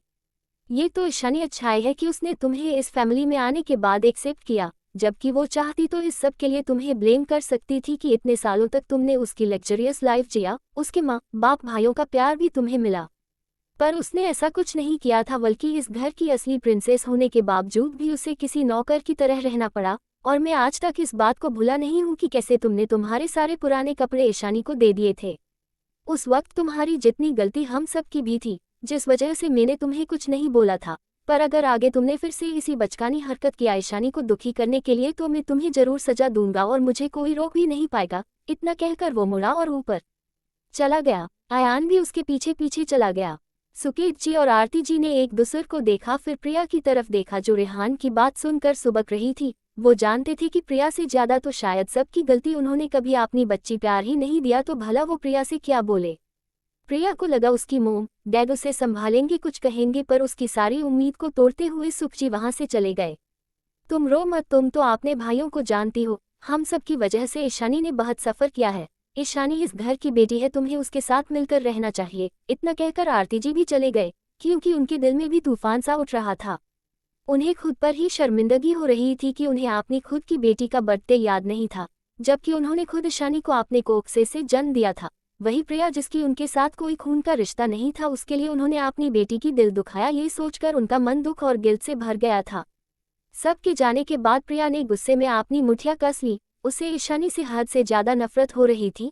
अपनी फैमिली का ईशानी के लिए इतना प्यार देखकर उसे गुस्सा आ रहा था। पहले जब ईशानी नहीं थी कितना अच्छा था, सब उसे कितना पे करते थे। जब से ईशानी इस घर में आई है तब से मेरी जगह छीनने में लगी हुई है। नहीं ईशानी नहीं, तुम कभी शांति से नहीं रह सकती। मैं तुमसे तुम्हारा कुछ छीन लूंगी, देखना। फिर कुछ सोचते हुए उसने अपना फोन निकाला और कॉल करते हुए घर से बाहर की तरफ चली गई। वहीं महाजन मेंशन में सब सोफे पर बैठे हुए थे। राकेश महाजन थोड़ा टेंशन में लग रहे थे। डैड मुझे तो लगता है हमें इस प्रोजेक्ट में मेहरा फैमिली से मदद लेनी चाहिए। ऐसे भी वो प्रिया के नाम शेयर्स करने वाले हैं, हम उसे भी आगे यूज कर सकते हैं, राहुल ने कुछ सोचते हुए कहा। तभी मोहिनी महाजन बोली, हाँ राहुल सही कह रहा है, ऐसे भी प्रिया की वजह से वो हमारी हेल्प जरूर करेंगे। तभी राकेश उनकी बातों को काटते हुए बोले, नहीं ये आसान नहीं है समीर, मेहरा इस वक्त सब कुछ संभाल रहा है, उससे डील करना आसान नहीं है। भले ही प्रिया की शादी राहुल से होने वाली है और वो उसे शेयर्स भी दे दे, पर वो उसे ज्यादा शेयर नहीं देंगे। चाहे जो भी हो, हमें ये भी नहीं भूलना चाहिए कि प्रिया उस खानदान की असली बेटी नहीं है। एक बार मेहरा फैमिली ने ये अनाउंस कर दिया कि ईशानी उनकी रियल डॉटर है और प्रिया गलती से आ गई थी और एक गोद ली हुई बेटी है, तब प्रिया की कोई स्टेटस नहीं रह जाएगी दुनिया के सामने। तब हम उससे बस उस शेयर्स ही ले सकते हैं जो ज्यादा दिन तक तो हमारी बिजनेस में मदद नहीं करेगी। बाकी उस प्रिया के पास ना तो कोई काबिलियत है ना ही फैमिली बैकग्राउंड, इसलिए हमें जो भी करना सोच समझ कर करना है। आपने पति की बात मोहिनी जी को भी सही लगा, वो अपनी सिर हिलाकर बोली, आप बिल्कुल ठीक कह रहे हैं, उस लड़की को सिर्फ पैसा उड़ाना आता है, बाकी वो किसी काम की नहीं है। अगर हम पहले से जान गए होते कि वो लड़की किसी काम की नहीं है और मेहरा फैमिली की असली बेटी नहीं है, तो मैं उसकी सगाई मेरे बेटे से करने को कभी राजी नहीं होती। तभी रोमिका बोली, मोम मुझे भी ऐसा ही लग रहा है, ईशानी प्रिया से बहुत ज्यादा काबिल है, वो इतनी कम उम्र में पूरे मेडिकल वर्ल्ड पर भगवान कही जाती है। मैंने तो ये भी सुना है बहुत सारे रिच फैमिली के लोग उससे अपॉइंट लेने के लिए लाइन में खड़े रहते हैं, और डॉक्टर ईशा की नेटवर्थ मेहरा कॉर्पोरेशन 10 गुना ज्यादा है। मैंने तो ये भी सुना है कि लोग उससे ट्रीटमेंट के लिए उसे अपनी सारी प्रॉपर्टी देने को भी तैयार रहते हैं। अगर उस वक्त हमने गलत नहीं होती और ईशानी अच्छा बर्ताव किया होता, तो क्या पता ईशानी भाई को पसंद करने लगती। ऐसे भी भाई की ओरिजिनल मंगेतर तो ईशानी ही है, ना कि वो प्रिया। अगर एक बार वो भाई को पसंद कर लेती और भाई और ईशानी की शादी हो जाती, तो हमें पूरी दुनिया में प्रेस्टीज और सम्मान मिलता कि ईशानी महाजन फैमिली की बहू है। और तो और ईशानी के पास जितना पैसा है उससे हम मेहरा कंपनी जैसी 10 और कंपनियां खड़ी कर सकते थे। हम तो गलत थे ही, क्योंकि हमें ईशानी के बारे में नहीं पता था कि वो ही मेहरा फैमिली की असली बेटी है और डॉक्टर ईशा है। 2 पर भाई आपको क्या हुआ, आपने उस प्रिया को क्यों चुना? वो दिखने में ईशानी के आसपास भी नहीं है। उसकी बात सुनकर राहुल बोला, अगर मुझे उस वक्त ईशानी की असली आइडेंटिटी पता होती तो मैं प्रिया की तरफ देखता भी क्यों? मुझे तो लगा था कि प्रिया मेहरा फैमिली की बेटी है, उसके नाम पे बहस प्रॉपर्टी होंगे, नहीं तो ईशानी के आगे मैं प्रिया को कभी नहीं चुनता। फिर कुछ सोचकर बोला, पर अभी भी देर नहीं हुई है, अगर एक बार ईशानी मुझसे इम्प्रेस हो गई तो मैं प्रिया को अपनी लाइफ से बाहर फेंक दूंगा। तभी मोहिनी जी बोली, बिल्कुल बेटा तुमने सही कहा, वो प्रिया हमारे घर की बहू बनने की लायक ही नहीं है। प्रिया की घर में 2 दिन बाद पार्टी है, तुम्हें उस वक्त ईशानी को जरूर इम्प्रेस करना होगा। राहुल ने हाँ में सिर हिला दिया, पर उसे क्या पता ईशानी कोई मासूम लड़की नहीं है जो उससे चल में आकर उससे इम्प्रेस हो जाए। यार आप सब लाइक ही नहीं करते हो, न ही शेयर करते हो, व्यूज भी बहुत कमा रहे हैं, पर जितने भी रीडर्स हैं अगर उनमें से आधे रीडर्स लाइक करे तो भी बहुत होगा आगे कंटिन्यू करने में। क्या आप सब नहीं चाहते कि मैं आगे ये स्टोरी लिखूं? अगर ऐसे ही व्यूज कम रहा तो जरूर पॉकेट नोवेल में ये स्टोरी बंद हो जाएगी। वहीं दूसरी तरफ रहाने विला दीप्ति डिस्चार्ज होकर घर आ गई थी, क्योंकि उसे बस चेहरे पर मारा गया था और पैर में दर्द था। वो अपनी मॉम डैड के साथ हॉल में बैठी हुई थी। अपनी खूबसूरत चेहरे की इस खराब हालत की वजह से वो घर में ही रह रही थी, बाहर जाने की उसकी हिम्मत नहीं हो रही थी, क्योंकि उसकी चेहरा बिल्कुल फूला हुआ लग रहा था। तभी बाहर से वीरेंद्र रहाने की असिस्टेंट अंदर आया और वीरेंद्र जी के सामने खड़ा हो गया। उसे देखकर वीरेंद्र जी ने पूछा, कुछ पता चला उन दोनों लड़कियों के बारे में जिनकी वजह से मोक्ष ने मेरी बच्ची की ये हालत किया है? जी सर, हमारे आदमियों ने कुछ तो पता लगा लिया है, पर उनके बारे में सब कुछ पता करना बिल्कुल पॉसिबल नहीं है। उनमें से एक लड़की तो हमारे देश की प्रेसिडेंट की पोती है, उनका नाम नंदिनी सहाय है, पर दूसरी लड़की जो उसके साथ थी वो ईशानी मेहरा है, और इन्फॉर्मेशन के हिसाब से वो मेहरा फैमिली की गोद ली हुई बेटी है। बस इतना पता चल पाया उस लड़की के बारे में, और ज़्यादा कुछ पता नहीं चल पाया। ऊपर से जैसे ही हम उनके बारे में ज़्यादा इन्फॉर्मेशन निकालने के लिए सिस्टम हैक किया, तो हमारा पूरा सिस्टम हैक हो गया। फिर कुछ सेकंड में हमारा सिस्टम क्रॉस हो गया। अब तक हमारी टीम उसे रिकवर करने में लगे हुए है, पर कुछ फ़ायदा नहीं हो रहा है। असिस्टेंट की बात सुनकर दीप्ति, वीरेंद्र और माया तीनों पूरी तरह से हैरान हो गए थे। सबसे ज़्यादा शौक में तो दीप्ति थी। उसने सोचा नहीं था कि वो लड़की जिसे वो मिडिल क्लास लड़की और राजवंश कॉर्पोरेशन की एम्प्लॉय समझ रही थी, वो प्रेसिडेंट की होगी, इतनी बड़ी खानदान की बेटी। वीरेंद्र जी दीप्ति को देख बोले, बेटा तुम तो कह रही थी वो वहाँ की एम्प्लॉय है और मिडिल क्लास फैमिली से लग रहे थे, क्या तुम्हें पता नहीं था कि वो लड़की इतने बड़े घर से है? नहीं डैड, अगर मुझे पता होता तो क्या उससे कुछ भी बोलती, मुझे अच्छे से पता है पॉलिटिक्स में वो कितने पावरफुल है, दीप्ति ने सच बताते हुए कहा। असिस्टेंट की बातों को सोचकर वीरेंद्र बोले, अब मैं समझा कि क्यों हम उन दोनों के बारे में ज्यादा इन्फॉर्मेशन नहीं निकाल पा रहे हैं। प्रेसिडेंट विश्वंभर सहाय और उनका बेटा दोनों ही देश के सबसे बड़े पोजीशन पर है, तो ये तो ऑब्वियस बात है कि वो अपनी बेटी और पोती को प्रोटेक्ट करेंगे। फिर आपने असिस्टेंट की तरफ देखकर बोले, हमारे आदमियों को बोल दो वो आगे इन्फॉर्मेशन ना निकाले, अगर हम उनकी नज़रों में आ गए तो ये अच्छा नहीं होगा, वो अपने कनेक्शन को यूज़ करके हुए बर्बाद कर सकते हैं। हम उनसे लड़ने के काबिल नहीं है, ऊपर से मैंने तो ये भी सुना है उनकी एक और पोती है जो बहुत कुइल है और किसी को मारने से पहले सोचती भी नहीं है, इसलिए हमें अब पीछे हट जाना चाहिए। पर मेहरा फैमिली की गोद ली हुई बेटी से इतने बड़े खानदान की बेटी का क्या रिलेशन है, क्या इस बारे में कुछ इन्फॉर्मेशन है? नहीं सर, पर मेहरा फैमिली की गोद ली हुई ये बेटी 4 साल से मुंबई में नहीं थी, लगता है दोनों ही दोस्त है। इतना कहकर असिस्टेंट चुप हो गया। ठीक है अभी तुम जाओ। वीरेंद्र जी की बात सुन वो असिस्टेंट वहां से चला गया। डैड, वो लड़की नंदिनी भले ही प्रेसिडेंट की पोती है, पर जिसने मुझे माता था और जिसे मोक्ष पसंद करता है वो लड़की ईशानी तो बस एक गोद ली हुई बेटी है ना, वो भी मेहरा फैमिली की जिनका बिजनेस हमसे छोटा है। भले ही हम नंदिनी को सबक नहीं सिखा सकते, पर हम उस दो कौड़ी की लड़की ईशानी को तो सबक सिखा सकते हैं ना। तभी माया जी बोली, हाँ वीरेंद्र जी, दीप्ति बिल्कुल सही बोल रही है, ऐसे भी ऐसी अनाथ लड़कियों बहुत लालची और चालाक होती है। जरूर इसने कुछ प्लान करके मोक्ष को अपने प्यार के जाल में फंसा लिया होगा, ताकि इतने बड़े राजवंश खानदान की बहू बन सके और मोक्ष के पैसों पर राज कर सके। जरूर ये बात राजवंश फैमिली में किसी को पता नहीं होगी, ये बात हमें उन्हें बताना चाहिए। देखना जब उन सबको उस दो कौड़ी की लड़की के बारे में पता चलेगा तो वो जरूर उस लड़की को कॉन्फ्रंट करेंगे। वो कभी ऐसी लड़की को अपने घर की बहू नहीं बनने देंगे जिसकी ना कोई अच्छी बैकग्राउंड है और ना ही माँ बाप का ठिकाना। भले ही मोक्ष उस लड़की से प्यार करता हो, पर आपने फैमिली के खिलाफ तो वो भी नहीं जाएगा ना। माया जी की बात सुनकर दीप्ति और बीरेंद्र दोनों ने हाँ में सिर हिलाया। दोनों को ये बात सही लगी। दीप्ति भी खुश हो गई और मन ही मन बोली, ईशानी तुमने बहुत बड़ी गलती कर दी, मेरे मोक्ष को आपने प्यार के जाल में फंसा कर अब देखो मैं कैसे मोक्ष को तुमसे दूर करती हूँ। मोक्ष सिर्फ मेरा है और मैं उसकी वाइफ बनकर रहूंगी, चाहे जो कुछ भी हो जाए। तुम्हें तो मैं हमेशा के लिए मोक्ष की लाइफ से बाहर फेंक दूंगी। इतना सोचकर वो मन ही मन डेविल स्माइल करने लगी, पर उसे ये पता नहीं था कि उसकी ये सपना कभी पूरा नहीं होने वाला। जब बात मोक्ष पर आती है तो ईशानी जेलस और बेरहम दोनों ही हो जाती है। वहीं राजवंश विला में सब लिविंग हॉल में बैठे हुए थे। तभी दादी माँ बोली, हमें जल्द से जल्द मोक्ष और ईशानी की सगाई कर देनी चाहिए। ऐसे भी मोक्ष एक बहुत बेवकूफ़ है, क्या पता अगर किसी दिन उसने ऐसा कुछ कह दिया जिस वजह से ईशानी को गुस्सा आ गया और वो उसे छोड़कर चली गई तो क्या होगा। हमें ईशानी जैसी खूबसूरत, टैलेंटेड, इंटेलिजेंट लड़की कभी भी फिर मोक्ष के लिए नहीं ढूंढ पाएंगे। उनकी बातों से सब सहमत थे। दादाजी बोले, ठीक है मैं मोक्ष से बात करता हूँ आज, फिर हम ईशानी से भी बात कर लेंगे, उसके बाद हम कुछ डिसाइड करेंगे।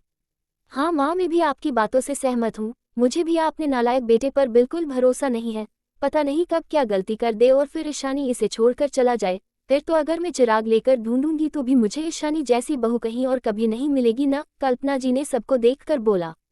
अपनी पत्नी की बात सुनकर अखिलेश जी ने भी हाँ में अपना सिर हिला दिया और बोले, ठीक जो आप दोनों चाहते हैं वही होगा।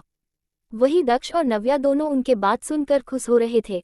दक्ष बोला, तारांकन इसका मतलब बहुत जल्द ईशानी भाभी ऑफिशियली मेरी भाभी बन जाएंगी। हाँ और नहीं तो क्या, अगर दोनों की एंगेजमेंट हो गई तो दोनों की तो आधी शादी हो ही जाएगी ना, फिर तो हम सबके सामने उन्हें भाभी बुलाएंगे। नव्या ने भी एक्साइटेड होते हुए दक्ष से बोली। वही मोक्ष जो कब से उनकी बातें सुन रहा था, उसने अपना सिर हिला दिया। पहले तो अपनी दादी को ईशानी की तारीफ करता सुन वो रुक गया था, पर जब उसकी दादी ने और माँ ने भी उसकी बुराई किया तो उसकी आंखें छोटी हो गई। लगता है ये सब ऐसे ही आगे उसकी बेबी डॉल के सामने भी उसकी ही बुराई करेंगे। उसने उन्हें इग्नोर किया और लिविंग हॉल से जाने लगा। जब कल्पना जी की नज़र मोक्ष पर गई तो उन्होंने तुरंत उसे रोक दिया। मोक्ष रुको बेटा, यहाँ आओ, हुए तुमसे कुछ बात करनी है। उनकी बात सुनकर मोक्ष रुक गया। वही बाकी सबकी नज़र भी मोक्ष पर चली गई। मोक्ष अभी ऑफिस से आया था, उसे पता था उसके घरवाले क्या बातें करने वाले हैं। उसने अपना सिर झटका और जाकर उन सबके सामने सोफे पर बैठ गया। वही कल्पना जी और दादी माँ मोक्ष को चमकती हुई आंखों से देख रहे थे, जैसे मोक्ष से ही उनकी आखिरी उम्मीद जुड़ा हो। अपनी मोम और दादी माँ को चमकती हुई आंखों से आपने तरफ ऐसे देखता हुआ पाकर मोक्ष की आंखें छोटी हो गई। ऐसा उसकी दादी माँ और मोम तब करते थे जब उन्हें मोक्ष से आपने किसी बात को मनवाना होता था। तभी दादाजी बोले, मोक्ष हम चाहते हैं कि आप और ईशानी जल्दी सगाई कर ले और आपने रिश्ते को एक नाम दे दे, ताकि पूरी दुनिया के सामने तुम दोनों मंगेतर रहो। और रही बात शादी की, तो तुम दोनों जब चाहे तब शादी कर सकते हो। आपने दादाजी की बात सुनकर मोक्ष उन्हें देखते हुए आपने सिर हिलाने लगा, जैसे उसे पता हो कि उसके दादाजी उससे यही बोलने वाले हैं। उसने सबको एक नज़र देखा, फिर आपने दादाजी की तरफ देखकर बोला, हम अभी सगाई नहीं करने वाले, और हमने डिसाइड किया है कि हम दोनों अभी अपने रिश्ते को पब्लिक नहीं करेंगे। जब सही टाइम आएगा तब हम अपने रिश्ते को इस दुनिया के सामने लाएंगे। मोक्ष की बात सुनकर दादी माँ भड़क गई और मोक्ष को देखते हुए थोड़े गुस्से में बोली, नालायक, तू दुनिया के सामने ईशानी को क्यों नहीं लाना चाहता है? अगर तूने अभी अपने रिश्ते को पक्का नहीं किया तो देखना, एक दिन ईशानी तुम्हें छोड़कर चली जाएगी। और मैं कह दे रही हूँ कि मुझे ईशानी ही अपनी पोता बहू के रूप में चाहिए। अगर ईशानी ने गुस्से में कभी तुमसे ब्रेकअप कर लिया तो सोचो क्या होगा। उसके बाद अगर तुमने किसी और एरी गैरी लड़की से शादी कर लिया तो मैं तुम्हें पहले ही कह दे रही हूँ कि मैं ईशानी के शिवा किसी और को अपनी पोता बहू एक्सेप्ट ही नहीं करूँगी। इतना कहकर दादी माँ चुप हो गई। वही मोक्ष तो उन्हें चुपचाप बस घूर रहा था। अभी तक उसकी बेबी डॉल और उसका रिश्ता आगे भी नहीं बढ़ा और उसकी दादी अभी से ये सोच रही है कि ईशानी उसे छोड़ देगी। एक तभी कल्पना जी बोली, तुम माँ को ऐसे घूर क्यों रहे हो? उन्होंने बिल्कुल ठीक बोला, देखो तुम खुद को, तुम 29 साल के हो चुके हो, 2 महीने बाद 30 साल के हो जाओगे। वही ईशानी अभी भी बहुत यंग है। ईशानी कितनी ज़्यादा खूबसूरत है, इतनी टैलेंटेड और इंटेलिजेंट है। अगर अभी तुम दोनों ने अपने रिश्ते को आगे नहीं बढ़ाया तो तुम बस देखते रह जाओगे और तुम्हारे नाक के नीचे से ईशानी को कोई और ले जाएगा। एक बार सोचकर देखो, ईशानी हर मामले में परफेक्ट है। ईशानी को लड़कों की कमी नहीं होगी। उसकी एक इशारे पर तो उसके लिए लड़कों की लाइन लग जाएगी, पर तब तक तुम उस लाइन से बाहर चले गए होंगे। फिर क्या ईशानी जैसी कोई दूसरी लड़की तुम्हें मिलेगी? कभी नहीं। कल्पना की बात सुनकर दादी माँ ने भी अपना सिर हाँ में हिला दिया और बोली, मेरी बहू बिल्कुल सही है, उसकी सोच बिल्कुल मेरी जैसी है, मैं भी यही कहना चाहती थी। उन दोनों सास बहू की बात सुनकर सब ने अपना सिर हिला दिया। वहीं मोक्ष भी अपने मोम और दादी माँ की बातें सुनकर अपना सिर हिला दिया। उसे पता था उसके मोम और दादी माँ कुछ भी कर सकती है और कह सकती है। मोक्ष को अपनी मोम और दादी माँ की बात सुनकर कि ईशानी उसे छोड़ देगी उसे कोई फर्क नहीं पड़ा, क्योंकि उसे पता था उसकी बेबी डॉल उसे कभी नहीं छोड़ने वाली। जितना वो अपनी बेबी डॉल से प्यार करता था, उसकी बेबी डॉल भी उससे उतनी ज़्यादा प्यार करती थी। पर जब उसकी माँ ने ये बोला कि ईशानी के लिए लड़कों की लाइन लगी होगी, तो मोक्ष के मन में आग लग गई। उसे बहुत जेलस फील हो रहा था। उसे पता था कि उसकी बेबी डॉल उसे छोड़कर किसी दूसरे लड़के की तरफ देखेगी भी नहीं, पर उन लड़कों का क्या जिनकी नज़र उसकी बेबी डॉल पर रहता है। आपने बेबी डॉल पर किसी लड़के की नज़र के बारे में सोचकर भी मोक्ष को गुस्सा आ जाता था। उसे बिल्कुल पसंद नहीं था कि उसके सिवा कोई और लड़का उसकी बेबी डॉल को प्यार से देखे या उसके आसपास भी भटके। उसका तो दिल कर रहा था कि वो अपनी बेबी डॉल को पूरी दुनिया से छुपाकर अपने पास कैद कर ले, ताकि कोई और उसकी बेबी डॉल को देख भी ना पाए। वो अपने सोच में गुम था कि तभी अखिलेश जी बोले, क्या हुआ मोक्ष, क्या सोच रहे हो? मुझे भी लगता है कि तुम दोनों को जल्द से जल्द सगाई कर लो। हाँ भाई प्लीज आप मान जाओ ना प्लीज। आप दोनों की सगाई हो गई तो ईशानी भाभी ऑफिशियली हमारी भाभी बन जाएंगी। दक्ष और नव्या भी मोक्ष को मनाने की कोशिश करने लगे। तभी दक्ष इरिटेट होकर बोला, बस चुप हो जाओ अब। उसकी सर्द आवाज सुनकर दक्ष और नव्या हो गए। तभी मोक्ष एक तिरछी स्माइल करके अपनी मोम और दादी माँ की तरफ देखकर बोला, हाँ ईशानी और मैं सगाई नहीं कर रहे हैं, क्योंकि हम दोनों कल शादी कर रहे हैं। क्या सबके मुंह से बस यही निकला। सब शौक होकर मोक्ष की तरफ देख रहे थे। सबको ऐसा लगा जैसे मोक्ष सबके साथ मजाक कर रहा है। ये क्या कह रहे हो तुम दोनों? क्या सच में कल शादी कर रहे हो? कहीं तुम सगाई से बचने के लिए झूठ तो नहीं बोल रहे हो ना? दादी माँ ने डाउट करते हुए पूछा। हाँ, अगर तुम सच भी कह रहे हो तो भी कल शादी कैसे हो सकती है? अब तक कोई प्रिपरेशन नहीं हुआ है और ना ही तुम दोनों की एंगेजमेंट हुई है। कल्पना जी ने भी मोक्ष को देखते हुए बोली। उनकी बात पर मोक्ष उन सबको देखकर बोला, रिलैक्स, हम दोनों कल कोर्ट मैरिज कर रहे हैं। हम कल से लीगली हस्बैंड एंड वाइफ बन जाएंगे और शादी हम बाद में करेंगे रीति रिवाज से। ईशानी भी इस बात से सहमत है। इतना कहकर वो अपनी जगह से उठा और बोला, अब आप सब अपना दिमाग चलाना बंद कीजिए। कल से बेबी डॉल मेरी वाइफ बन जाएगी। उसके बाद आपको ये टेंशन लेने की जरूरत बिल्कुल भी नहीं है कि मेरी बेबी डॉल मुझे छोड़कर चली जाएगी। इतना कहकर वो अपने रूम की तरफ चला गया। वहीं बाकी सब शौक थे और खुद भी थे। सब खुश थे। सबसे ज्यादा खुश अगर कोई था वो थे दादी माँ और कल्पना जी। उनकी खुशी का तो जैसे कोई ठिकाना ही नहीं था। नव्या और दक्ष भी खुश थे। नव्या खुशी से बोली, मुझे लगता है हमें शॉपिंग पर चलना चाहिए। आफ्टर ऑल कल भाई और ईशानी भाभी की शादी है, हमें उनके लिए भी तो गिफ्ट खरीदना होगा ना, शादी के बाद देने के लिए। अरे पागल, कल भाई और भाभी कोर्ट मैरिज कर रहे हैं। लगता नहीं कि वो हमने से किसी को वहां आने देंगे। सुना नहीं क्या तुमने? उन्होंने कहा कि वो अभी सिर्फ लीगली शादी करेंगे, बाद में रीति रिवाज से शादी करेंगे, दक्ष ने नव्या समझाते हुए कहा। कल हम शायद उनसे ना मिल पाए, पर हमें गिफ्ट तो तैयार करना ही चाहिए ना, नव्या बोली। फिर कुछ सोचकर उसकी आंखें चमक उठी और वो अपनी मोम और दादी माँ की तरफ देखकर बोली, मोम, दादी माँ, क्यों ना आप भाई से बोले कि वो भाभी से शादी करने के बाद कल उन्हें यहाँ लेकर आए। ऐसे भी शादी के बाद तो बड़ों का आशीर्वाद लिया जाता है ना, तो शादी चाहे कोर्ट मैरिज ही क्यों ना, आप भाई को जरूर मना सकते हैं। नव्या की बात सुनकर दादी माँ और कल्पना जी की भी आंखें चमक उठी। उन्हें भी नव्या का आइडिया बहुत अच्छा लगा था। दादी माँ ने अपना सिर हिला दिया और बोले, तुमने बिल्कुल सही आइडिया दिया मेरी बच्ची, मुझे तुमसे ऐसी ही किसी बढ़िया आइडिया की उम्मीद थी। आखिरकार तुम मेरी पोती है, बिल्कुल मेरी और अपनी मोम जैसी। अपनी दादी माँ की बात सुनकर नव्या बेहद खुश हो गई। उनकी बात सुनकर कल्पना जी ने भी एक प्राउड स्माइल के साथ हाँ में अपना सिर हिला दिया, मानो कहना चाहती हो आखिरकार है किसकी बेटी। वहीं उन तीनों की बातें सुनकर दादाजी और अखिलेश जी ने बस अपना सिर हिला दिया। ऐसे भी इस घर में उनकी भला कहाँ चलने वाली थी। वहीं उन तीनों की बातें सुनकर दक्ष ने अपना मुंह बना लिया। उसे तो कभी कभी लगता था उसकी दादी माँ, मोम और बहन तीनों एक दूसरे की परछाई है। मेहरा मेंशन। सब डाइनिंग टेबल पर बैठे हुए थे। दिन में जो भी हुआ था दादी माँ ने दादाजी को सब कुछ बता दिया था, पर दादाजी इस वक्त चुप थे। वो जानते थे इन सबको बोलने का कोई फायदा नहीं होने वाला, वरना आज वो सब ऐसे आपने ही बेटी को पराया ना कर बैठते। उन्हें तो पहले से ही आपने बेटे बहू और पोते पर गुस्सा आ रहा था। उन्हें समझ नहीं आ रहा था ये प्रिया के प्यार में इतने अंधे क्यों हैं, जो इन्हें अपनी खुद की बच्ची का दर्द नहीं दिखता। कैसे कोई माँ बाप अपनी खुद की बेटी की हक किसी और को दे सकते हैं। डिनर सर्व होने के बाद सब चुपचाप खाना खाने लगे। आज किसी को भी कुछ बोलने का मन नहीं था। सबको आज दिन में जो हुआ इस वजह से थोड़ा अपसेट फील हो रहा था।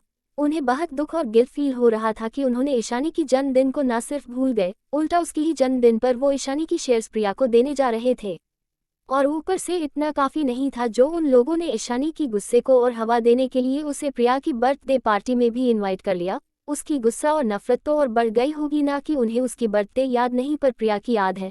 सबको शर्मिंदगी महसूस हो रही थी। सब ईशानी से बात करना चाहते थे, पर उन्हें समझ नहीं आ रहा था वो ईशानी से क्या बोले।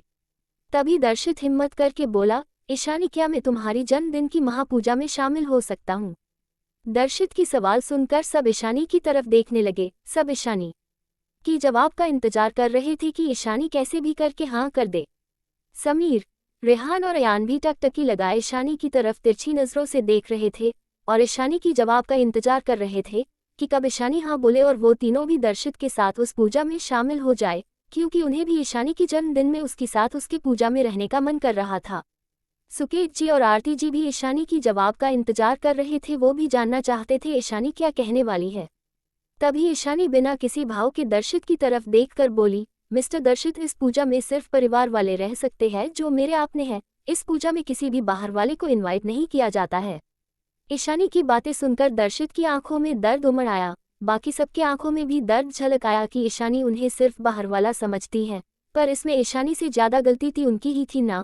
वो तो ईशानी की जन्मदिन तक भूल गए थे, तो भला ईशानी क्यों उन्हें अपना मानेगी और क्यों उन्हें अपने जन्मदिन की पूजा में आने देगी। वहीं प्रिया की आंखें गुस्से से आग उगल रही थी। टेबल के नीचे उसने अपनी हाथ की मुट्ठी बंद रखी थी, जिस वजह से उसकी लंबी नाखून उसकी हथेली में चुभ रही थी और खून भी निकल आया था, पर वो अपने गुस्से को दबा रही थी, क्योंकि दिन में ही उसे अपने समीर भाई और दर्शित भाई से वार्निंग मिली थी, इसलिए वो उनके बीच कुछ नहीं बोल रही थी।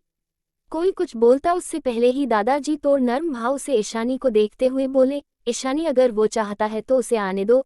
ऐसे भी ये दिन बहुत खास और शुभ है, और ऐसे भी किसी को पूजा में आने के लिए मना नहीं करना चाहिए। ये अच्छा नहीं होता है ना बच्चा। आपने दादाजी की बात मानकर ईशानी ने आगे कुछ नहीं कहा। वो चहका भी आपने दादाजी की बातों को टाल नहीं पाती थी, क्योंकि उसकी दादा दादी ही तो थी जो उसे हमेशा प्यार करते आए थे। पिछले जन्म में भी उन्होंने सबसे ज्यादा प्यार ईशानी को ही दिया था। उसके दादा दादी उसके लिए हमेशा अपने परिवार से लड़ जाते थे। जब उसे किडनैप कर लिया गया तब किसी ने उसे नहीं ढूंढा, पर उसके दादाजी जो उस वक्त इतने बीमार थे कि बस मरने के कगार पर थे, फिर भी वही एक इंसान थे जिन्होंने उसे ढूंढने की बहुत कोशिश की थी, और ये सब उसे प्रिया से ही पता चला था। ईशानी ने दर्शित को देख फिर अपनी नज़र दूसरी तरफ घुमाकर बोली, तारांकन, ठीक है, जो चाहे आ सकता है।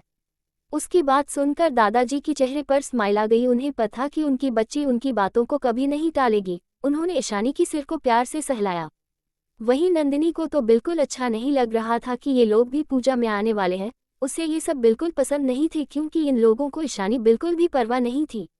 वहीं दर्शित खुश था और बाकी सब भी खुश थे कि अब वो सब पूजा में शामिल हो सकते थे। वो सब ये भी देख सकते थे कि ईशानी जी को कितना मानती है कि उनकी एक बार कहने से ही वो सबके आने के लिए मान गई। इस सबसे यही साबित हो रहा था कि ईशानी की दिल में दादाजी की कितनी अहमियत थी। पर उन्हें ये भी पता था कि ये स्वाभाविक है क्योंकि दादाजी और दादी माँ हमेशा ईशानी से प्यार करते थे और हमेशा ईशानी की ही पक्ष लेते थे, इसलिए ईशानी भी सिर्फ अपने दादाजी और दादी माँ को ही अपना मानती थी और उनकी बातें ही सुनती थी। वहीं प्रिया को ये बिल्कुल भी पसंद नहीं आया कि उसकी फैमिली ईशानी की जन्मदिन की पूजा में शामिल होने के लिए इतना डेस्परेट है। वहीं दूसरे शहर से दूर एक बंगले में, जहां हर तरफ गाइस थी, घर के अंदर एक आदमी सोफे पर बैठा था और एक टक अपने हाथ में पदक फोटो देख रहा था। तभी पास में खड़ा उसका राइट हैंड रजत बोला, बॉस इस फोटो में जो लड़की है वो ही क्वीन है। हमारे आदमियों ने उस बेस पर नजर रखी थी और यही लड़की इन दिनों में एक बार बेस में आई थी, कोई और लड़की वहां नहीं आए हैं। इस हिसाब से हमें तो लगता है यही क्वीन है। सोफे पर बैठा डैनियल एकटक उस फोटो को देख रहा था। उसने उस फोटो पर से नजर हटाया और बोला, जो लोग नजर रखे हुए थे उनका क्या हुआ? डैनियल बात सुनकर रजत थोड़ा हिचकिचाते हुए बोला, बॉस उन लोगों को शायद क्वीन के लोगों ने पकड़ लिया है, पर पकड़े जाने से पहले लगता है एक आदमी ने फोटो सेंड कर दिया है। मुझे नहीं लगता कि अब तक वो लोग जिंदा होंगे। राजन की बात सुनकर डैनियल थोड़ा हंसा, फिर बोला, तब तो ये जरूर क्वीन ही होगी, वरना हमारे आदमियों को क्यों मारते वो लोग। फिर उसने उस फोटो को देखते हुए बोला, मुझे कुछ भी हो जाए पर क्वीन अपने पास अपने बाहों में चाहिए। फिर फोटो को देख बोला, एक बार तुम मेरी हो जाओ तो मैं तुम्हें सच में क्वीन की तरह रखूंगा। राजन तो अपने बॉस की बातें सुनकर हैरान हो गया।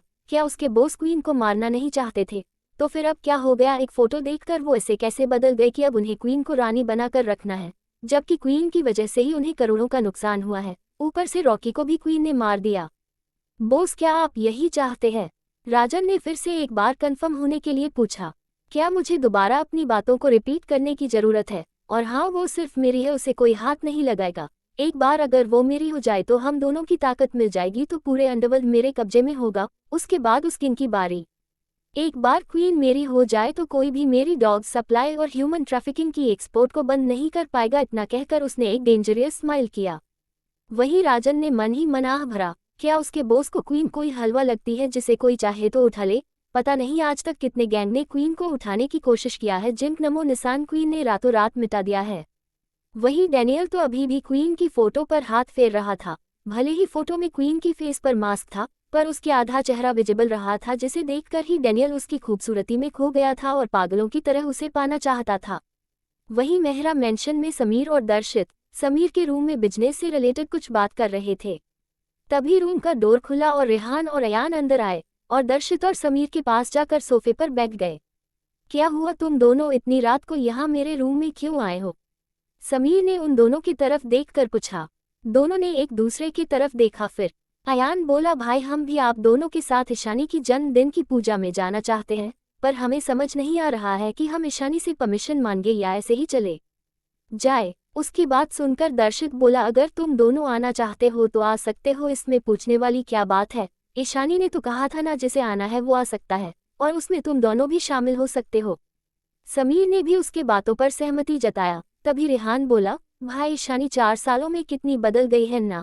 जब वो पहले घर में आई थी तब सबसे कितने प्यार से बात करती थी, हम सबके लिए कितना प्यार से खाना बनाती थी, कैसे हम चारों के पीछे भाई भाई कहकर भागती थी, जबकि हम उसे हमेशा खुद से दूर कर देते थे। उसकी बात सुनकर सबकी आंखों में आंसू आ गए। समीर ने अपने आंखों से आंसू पोंछते हुए कहा, उसकी बदल जाने ने सिर्फ हम सब की गलती, हम अपनी खुद की प्रिंसेस को ना तो प्यार दिया ना अपनापन, हम सब ने उसे सिर्फ दुख ही दिया है। अयान दुखी होते हुए बोला, हाँ भाई, सब हमारी गलती है, हम सब ईशानी की अच्छे भाई नहीं बन पाए।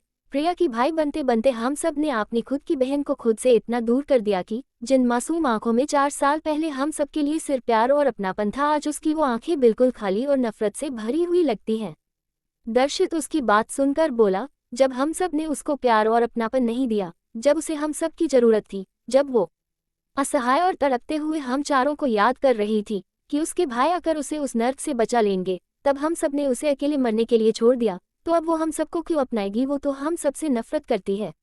अगर उस दिन हम प्रिया और उसकी दोस्त को छोड़कर अपनी बहन पर भरोसा करते तो शायद आज वो हम सबसे इतनी गुस्सा और नफरत नहीं करती। पर प्रिया और उसकी दोस्त से ज़्यादा गलत हम सब है कि हम सब ने उस पर भरोसा किया और सच जानने की कोशिश नहीं किया। तो भला हम प्रिया को क्या सजा दे। उस एक गलती ने ईशानी को हमसे इतना दूर और नफरत करने पर मजबूर कर दिया कि आज हम चाहकर भी उसके दिल में आपने लिए प्यार और अपनापन जगह नहीं पा रहे। दर्शित की बात सुनकर सबको उस पुरानी वीडियो और ईशानी की दर्द याद आ गया, जिस वजह से सबकी आंखों में आंसू आ गए। हेलो रीडर्स, स्टोरी में व्यूज बहुत कम आ रहे हैं, लाइक्स और कमेंट्स भी नहीं कर रहे हैं। आप लोग अगर ऐसा ही चलता रहा तो ये स्टोरी बंद हो जाएगी। कुछ राइटर्स स्टोरी में कम व्यूज और रीडर्स इंटरेस्ट ना होने के कारण स्टोरी आधे में ही लिखना छोड़ देते हैं। पर मैंने आज तक अपनी हर स्टोरी को कंप्लीट किया है, चाहे कुछ भी हो। पर हमें प्रॉब्लम भी फेस करनी पड़ती है, आपसे हमारी स्टोरी की लाइव हटा दी जाती है, जिस वजह से बहुत सारे राइटर्स हैं जो निराश हो जाते हैं और मजबूरन उन्हें भी में ही स्टोरी लिखना बंद करना पड़ता है। जो मैं बोल रही हूँ ये ना मेरी रीडर्स में से जो राइटर्स है वो जरूर समझ रहे होंगे। कभी कभी तो कुछ चैप्टर के लिए वॉन भी आ जाता है पॉकेट नोवेल से। मुझे स्टोरी लिखने में बहुत रुचि है और लिखना मेरी पैशन है। अगर आप स्टोरी को शेयर कर देंगे तो मुझे खुशी होगी। सबको पछतावा हो रहा था। चारों भाई चाहते थे कि ईशानी उन्हें माफ कर दे और पहले जैसी हो जाए, पर ईशानी की बिहेवियर से लग नहीं रहा था वो कभी उन सबको माफ भी करेगी। वही सुकेत जी और आरती जी के रूम में हम सब ने प्रिया को ईशानी की हिस्से की शेयर्स देने की डिसाइड करके कोई बड़ी गलती तो नहीं कर दिया है। जिन आंखों में सालों पहले मासूमियत थी, आज वो आंखें बिल्कुल खाली है। जो गलत हम सब ने पहले भी की थी, जिस गलती की वजह से ईशानी हम सब से आज इतना दूर हो गई है, आज प्रिया को ईशानी की हिस्से शेयर्स देकर हम सब ने एक और गलती कर दी, उसे अपने आप से और भी ज्यादा दूर कर दिया है हम सब ने। सुकेत जी, आरती जी ने सुकेत जी को देखकर मायूसी से बोली। आरती जी की बात सुनकर सुकेत जी ने उनकी तरफ देखकर बोले, आपको क्या लगता है आरती, ईशानी के पास पैसों की कमी है? बिल्कुल नहीं, आज वो जिस पोजीशन पर है उसके पास पैसों की कमी नहीं है जो वो प्रिया को शेयर मिलता देख गुस्सा करेगी। पर बात यह है कि हम उनके माँ बाप होकर भी हमें उनकी जन्मदिन के बारे में याद तक नहीं है, जबकि हमें प्रिया की जन्मदिन अच्छे से याद है और हम उसके लिए जन्मदिन की पार्टी रखकर ईशानी बुला रहे थे, जबकि उसी दिन ईशानी की भी जन्मदिन है। हम एक अच्छे माँ बाप नहीं बन पाए। प्रिया को प्यार देते देते हम अपनी खुद की बेटी को भूल गए, जो हमारी खुद की बेटी होते हुए भी, इस खानदान की असली प्रिंसेस होते हुए भी बचपन से अनाथ आश्रम में रही, हम सबके प्यार के बिना बड़ी हुई। ना जाने इतने साल उसने क्या कुछ नहीं सह होगा, पर जब वो इस घर में लौट आई तो हम सब उसे प्यार देने की जगह, प्रोटेक्ट करने की जगह अपनाने से ही मना कर दिया। उसे अकेला छोड़ दिया, किसी और के कहने उस पर इल्ज़ाम भी लगाया। उसे यहाँ रहकर कभी वो खुशी नहीं मिली जो उसे मिलनी चाहिए थी। हम सब ने उसे हमेशा दर्द दिया, पराया समझा। तो आपको क्या लगता है इतना सब कुछ होने बावजूद भी वो हम सबको अपना मानेगी, जबकि हम सब ने सिवाय दुख दर्द के उन्हें कुछ नहीं दिया? ये कहते वक्त उनकी आंखों में नमी और होंठों पर एक दर्द भरी स्माइल थी, जैसे वो खुद का ही मजाक उड़ा रहे हो। उनकी बातें सुनकर आरती जी की आंखों में आंसू आ गए। वो रोते हुए बोली, हमें पता है हमने बहुत सारी गलतियां की है। हम अपनी खुद की बच्ची को वो प्यार और अपनापन नहीं दे पाए, माँ होकर भी हम उनकी दर्द को नहीं समझ पाए। जानते हैं इतनी बड़ी गलती को माफ़ करना इतना आसान नहीं है, पर हम फिर भी चाहते हैं कि ईशानी हमें माँ कर दे। हमें हमारी बेटी वापस चाहिए सुकेत जी। हम उनके मुंह से आपने लिए फिर से माँ सुनना चाहते हैं। हम फिर से उनकी प्यारी प्यारी बातें सुनना चाहते हैं। क्या ऐसा कभी नहीं होगा सुकेत जी? इतना कहकर आरती जी ने रोते हुए अपना सिर सुकेत के कंधे पर रख दिया। सुकेत जी आरती जी को चुप कराना चाहते थे, पर वो आरती जी को कोई भी झूठी उम्मीद नहीं देना चाहते थे। सुकेत जी आरती जी के सिर को थपथपाते हुए बोले, आरती हम कोशिश करेंगे कि ईशानी हमें माफ़ कर दे, पर ज़्यादा उम्मीद मत रखिए, क्योंकि जब उसे परिवार की ज़रूरत थी तब हम सब उसके साथ नहीं थे। पर जो ईशानी के साथ थे, ईशानी उन्हें अपना परिवार मानती है और उनके साथ खुश भी है। हम सबको तो वो देखना भी नहीं चाहती। ये कहते वक्त उनका गला भर आया था। सुबह का वक्त, मेहरा मेंशन सब हॉल में बैठ हुए थे। वहीं प्रिया कल की बेइज्जती को पूरी तरह से भूल चुकी थी और अपनी नई महंगी ब्रांडेड ड्रेस और ज्वेलरी की शो ऑफ सबके सामने कर रही थी, जो उसने जिद करके अपने भाई और डैड से अपने बर्थडे के लिए मंगवाई थी। आखिरकार उसका बर्थडे था। वो किसी भी तरह से ईशानी से कम नहीं लगना चाहती थी। उसने तो ये तक डिसाइड कर लिया था कि वो भी अपने घर वालों के साथ ईशानी की पूजा में जाएगी, ये देखने के लिए कि वहाँ कौन कौन आ रहा है। और उसका एक मकसद और भी था, जो कि अमीर फैमिली की लड़कों से मिलना। ऊपर से ईशानी की दोस्तों की फैमिली भी इंडिया की सबसे पावरफुल फैमिली है और उसने उनके बेटों के बारे में भी सुना था। वो बस वहां जाकर उन्हें अपनी खूबसूरती के जाल में फंसाना चाहती थी। तभी हॉल में ईशानी और नंदिनी आए। उन्हें देखकर प्रिया की मूड खराब हो गया, पर वो इस वक्त ईशानी से बिल्कुल पंगा नहीं लेना चाहती थी। उसे डर था कि कहीं उसके भाई गिर से उसे डांट ना दे। तभी कुछ सोचकर उसने मन ही मन डेविल स्माइल किया और सुकेत जी और समीर की तरफ देख बोली, thank you dad, thank you भाई, आप सबसे बेस्ट हो। आपने मेरे लिए आले ब्रांड के ड्रेस और ज्वेलरी मंगवा दिया मेरी बर्थडे के लिए। आपको पता है मुझे ये लिमिटेड एडिशन वाली ड्रेस बहुत पसंद आई थी, पर आप ये मेरे लिए ले आए। ये सब कहते हुए वो अपनी तिरछी नजरों से ईशानी की तरफ देख रही थी। प्रिया ने ये सब ऐसे बोला था जैसे वो खुशी से ये सब बोल रही हो, पर असल में तो प्रिया ने ईशानी को सुनाने के लिए ही ये सब तेज आवाज में बोला था। पर जब उसने ईशानी को देख कि कैसे ईशानी की फेस पर अब भी कोई इमोशन नहीं है, ये देखकर उसे गुस्सा आ रहा था, पर वो करती भी क्या। इस वक्त वो पूरी तरह से डिसएडवांटेज में थी, इसलिए वो चुप रही। उसने अब तक बस ईशानी की चेहरे को देखा, पर उसने जब पूरी तरह से ईशानी को देखा तो वो एक पल के लिए हैरान हो गई, पर अगले ही पल उसकी आंखों में ईशानी के लिए जलन और नफरत उभर आई। ईशानी की खूबसूरती हमेशा उसकी आंखों में खटकती थी। ईशानी की इतनी ज्यादा खूबसूरती उसे बिल्कुल बर्दाश्त नहीं थी। वहीं जब बाकी सब ने ईशानी को देखा तो बस देखते रह गए, क्योंकि ईशानी ने आज एक मैरून कलर की साड़ी पहन रखी थी। उन्होंने आज से पहले उसे कभी साड़ी में नहीं देखा था। ऊपर से उसकी कमर तक आते खुले बाल, उसकी काजल से सनीग्रे आंखें, जो आज पहले से भी ज्यादा खूबसूरत लग रही थी। उसकी दूध सा गोरा बेदाग चेहरा, घनी पलके, पिंक होंठ, कानों में छोटे छोटे झुमके, और उसकी खूबसूरती को दूसरों की नजरों से बचाने के लिए जैसे भगवान ने उसकी होंठों के नीचे तिल के रूप में काला टिका लगा दिया हो। ऐसा लग रहा था जैसे ईशानी सच में स्वर्ग से आए कोई परी हो। ईशानी बाकी सबकी नजरों को इग्नोर करके अपने दादाजी और दादी माँ के पास गई और बोली, दादाजी मुझे थोड़ा काम है, मुझे आ जाने में लेट हो जाएगा। दादाजी ने भी हाँ में सिर हिला दिया। तभी दादी माँ उसकी बालाएं लेते हुए बोली, आज मेरी पोती बिल्कुल राजकुमारी लग रही है, किसी की नजर ना लगे मेरी बच्ची को।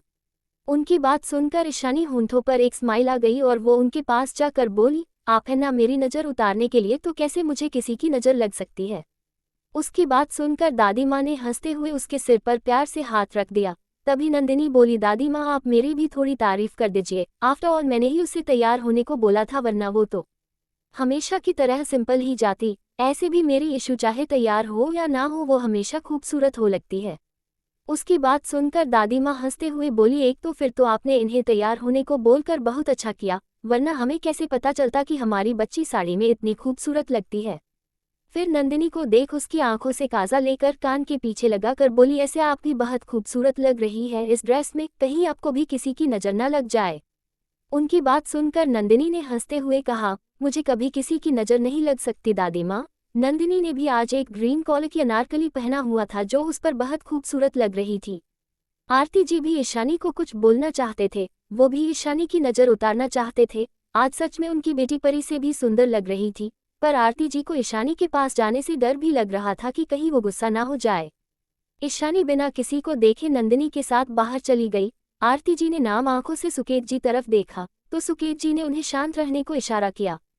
वही आधे घंटे बाद ईशानी राजवंश कॉर्पोरेशन में पहुंच गई थी। नीचे नमन उनका इंतजार कर रहा था। जैसे ही उसकी नास कार से उतर रही ईशानी पर पड़ी, कुछ पल के लिए तो वो ईशानी की खूबसूरती में जैसे खो सा गया था, पर फिर खुद को संभालते हुए उसने ईशानी को ग्रीट किया।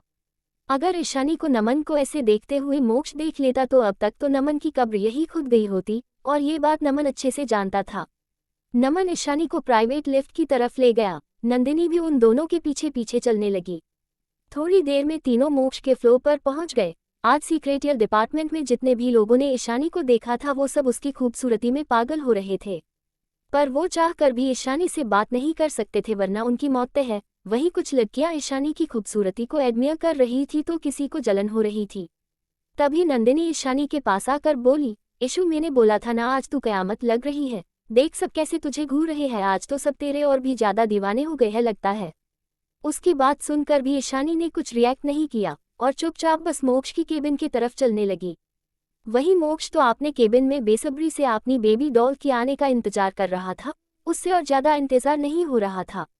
वहीं पास बैठे वरुण और तेजस मोक्ष को चिढ़ाने वाली नजरों से देख रहे थे, क्योंकि मोक्ष बार बार टाइम को देख रहा था, फिर केबिन की डोर की तरफ देख रहा था। उसे देखकर साफ साफ पता चल रहा था कि वो कितनी डिस्परस्टली ईशानी की आने का इंतजार कर रहा है। वही उनके पास बैठा लड़का जो दिखने में सिर्फ 26-27 साल का लग रहा था, वो तो हैरानी से मोक्ष को देख रहा था। ये लड़का तुषार बजाज था जो राजवंश कॉर्पोरेशन की सारी लीगल कामों को हैंडल करता था। तुषार बजाज का उम्र में ही उसने बहुत नाम कमा लिया था। ऐसा कहा जा सकता है कि वो इस वक्त कंट्री का सबसे बेस्ट लॉयर था। वो भी एक अमीर फैमिली से बिलोंग करता था और उसकी फैमिली और राजवंश फैमिली बहुत अच्छा दोस्त हुआ करते थे। बजाज फैमिली की बिजनेस में पकड़ भी बहुत मजबूत थी, पर तुषार को बिजनेस में कोई इंटरेस्ट नहीं था, जिस वजह से कम उम्र में उसने अपना लॉ फॉर्म खोल लिया था। पर मोक्ष उसका आइडल था, जिस वजह से उसने राजवंश कॉर्पोरेशन के लीगल टीम का हेड बन गया था। पर आज तक उसने कभी भी मोक्ष को ऐसे बेसब्र होते हुए नहीं देखा था। उसने तो खतरनाक सिचुएशन में भी मोक्ष को शांत रहते हुए देखा था। ऊपर से मोक्ष ने अपना मैरिज के लिए डॉक्यूमेंट रेडी करने को कहा था, जिसे सुनकर वो पहले से ही शॉक में था। अब तो वो भी जल्द से जल्द उस लड़की से मिलना चाहता था जिसने उसके क्रूएल बॉस के दिल को चुरा लिया था। तभी कैबिन का डोर खुला और पहले नमन अंदर आया और दरवाजे के पास खड़ा हो गया। सबकी नज़र गेट की तरफ ही थी। तभी पीछे से ईशानी अंदर आई। ईशानी के अंदर आते ही सब उसे एकटक देखने लगे। वहीं मोक्ष का तो मानो हाल ही बेहाल था। उसे ऐसा लग रहा था जैसे उसका दिल उसके सीने से उछलकर बाहर आ जाएगा। वहीं तेजस जो ईशानी को देख रहा था, जब उसकी नज़र ईशानी के पीछे खड़ी नंदिनी पर गई तो वो नंदिनी को बस देखता रह गया। नंदिनी इस वक्त इतनी खूबसूरत लग रही थी कि तेजस का मन कर रहा था मोक्ष के साथ साथ वो भी आज ही अपनी नंदिनी से शादी कर ले। वहीं तुषार भी ईशानी की खूबसूरती में खो गया था। उसे तो आसपास की आवाज़ तक महसूस नहीं हो रहा था और न ही उसे कोई दूसरा दिखाई दे रहा था। उसे तो बस इस वक्त अपने चारों ओर ईशानी ही दिखाई दे रही थी। वो ईशानी को देखते हुए बोला, हाय ये लड़की कितनी ज़्यादा खूबसूरत है। क्या ये कोई अप्सरा है जो सीधा स्वर्ग से धरती पर आ गई है? ये सच है या मैं कोई सपना देख रहा हूँ? उसकी बात सुनकर वरुण ने अपना सिर ही पीट लिया। ये तो तेजस से भी आगे निकला फ्लर्टिंग में। अब पता नहीं मोक्ष इसके साथ क्या करेगा। वरुण ने तुषार के पास जाकर उसके कंधे पर हाथ रख के बोला, उन्हें घूरना बंद करो वरना मोक्ष तुम्हें जिंदा नहीं छोड़ेगा। पर वरुण की इस बात से तुषार को कोई फर्क नहीं पड़ा। वो तो ईशानी की खूबसूरती में खो गया था। तुषार ने वरुण के हाथ को झटक कर बोला, मुझे डिस्टर्ब मत करो, मैं बहुत खूबसूरत परी को देख रहा हूँ। मैंने आज तक अपनी जिंदगी में इतनी खूबसूरत लड़की कभी नहीं देखा। वही मोक्ष जो अपने बेबी डॉल को देखने में खो गया था, पर जब उसकी कानों में तुषार की आवाज़ पड़ी तो उसकी आंखें खतरनाक हो गईं। उसकी बात सुनकर उसे बहुत गुस्सा आ रहा था। जब वरुण ने मोक्ष की गुस्से भरी नज़र को तुषार पर देखा तो उसने अपना सिर हिला दिया। वहीं तुषार को जब किसी की खतरनाक नज़रें अपने ऊपर महसूस हुई तो उसने ईशानी पर से अपनी नज़रें हटा लिया। जब उसने नज़रें घुमाई तो उसकी नज़र मोक्ष की कोल्ड आंखों पर गई। मोक्ष को इस तरह खुद को घूरता हुआ देख एक पल के लिए तुषार डर से कांप गया। उसे समझ नहीं आ रहा था कि उसने ऐसा क्या गलत कर दिया जो ये शैतान उसे अपनी खतरनाक आंखों से घूर रहा है। तभी मोक्ष की सर्द आवाज़ उसकी कानों में पड़ी, लगता है तुम्हारी जुबान कुछ ज़्यादा ही चलती है। जो तुम कोर्ट के बाहर भी इसे चलाने लगे हो, क्यों ना इसे काट दिया जाए। मोक्ष की बात सुनकर तो अब तुषार की हालत डर से खराब हो गई थी। उसने नमे सिर हिलाकर अपने मुंह पर हाथ रख लिया, जैसे मोक्ष अभी उसकी जबान काट देगा। मोक्ष अपनी जगह से उठकर ईशानी की हाथ पकड़कर उसे अपने पास बैठा लिया। वहीं ये देखकर तो जैसे तुषार की आंखें मानो बाहर आने को थी। उसे समझ में आ गया कि उसका बॉस इतने गुस्से में क्यों था। पर उसे तो लगा था उसके बॉस किसी बिजनेस पर्पस से शादी कर रहे होंगे, पर यहाँ तो पूरी बात ही अलग थी। उसके बॉस को देखकर लगता नहीं कि उन्हें शादी के लिए अफसोस हो, वो तो बहुत खुश लग रहे हैं। उसने बाकी सबको देख तो सब नॉर्मल थे, जैसे उन सबको पहले से ही ये सब देखने की आदत हो। उसने वरुण की तरफ झुककर पूछा, वरुण भाई मैं ये जो देख रहा हूँ ये सच ही है ना? ये बॉस ही है ना? कहीं उसके भेस में कोई और तो नहीं? उसकी बात सुनकर वरुण ने उसे घूर कर देखा तो वो चुप हो गया। उसका मुंह बन गया क्योंकि वो सब कुछ जानने के लिए क्यूरियस था। तभी मोक्ष उसे देखते हुए बिना किसी भाव के बोला, पेपर्स। मोक्ष की बात सुनकर तुषार उल्लू की तरह बस उसे देखता रहा, क्योंकि अब तक वो ईशानी के साथ मोक्ष का इतना केयरिंग बिहेवियर देखकर सदमे में था। उसे पेपर्स ना देते देख और ऐसे बुत बने बैठे देख मोक्ष गुस्से में बोला, मैंने कहा पेपर्स दो। उसकी गुस्से भरी आवाज सुनकर तुषार अपने होश में आया और हड़बड़ा कर जी बोलकर पेपर्स निकलने लगा और उनके सामने रख दिया। मोक्ष ने पेपर्स को देखा, फिर साइन कर दिया, फिर मुस्कुराते हुए ईशानी को पेपर्स दे दिया। ईशानी ने भी पेपर्स साइन कर दिया। उसके साइन करते ही मोक्ष ने उसे हक कर लिया और धीरे से बोला, कांग्रेचुलेशन मिसेस ईशानी मोक्ष राजवंश, आज से आप सिर्फ हमारी हुई। ये कहते वक्त ईशानी के लिए उसकी आंखों में प्यार और जुनून साफ नजर आ रही थी। उसकी बात सुनकर ईशानी स्माइल करते हुए उसकी आंखों में देखकर बोली, आपको भी कांग्रेचुलेशन, सिर्फ मैं नहीं आज से आप ही हमारे हुए। ईशानी की बात सुनकर मोक्ष के दिल में जैसे खुशी की एक लहर सी उठी। दोनों एक दूसरे की आंखों में प्यार से देख रहे थे। वहीं बाकी सब उनकी इस प्यार भरी इंटरेक्शन को आंखें फाड़े देख रहे थे। खास करके तुषार, उसकी तो मानो आंखें ही बाहर आने को थी। वो अपने सामने जो देख रहा था उस पर विश्वास नहीं कर पा रहा था। वही नंदिनी भी दोनों को देख रही थी। वही तेजस तो बस नंदिनी को देख रहा था और मन ही मन सोच रहा था, पता नहीं कब मैं और मेरी नंदिनी ऐसे ही शादी करेंगे। अरे तुम दोनों बाद में एक दूसरे को निहार लेना और जितना चाहे प्यार कर लेना। अब घर जाकर सबका आशीर्वाद लेना चाहिए तुम दोनों को। तारांकन वरुण की आवाज से दोनों होश में आए।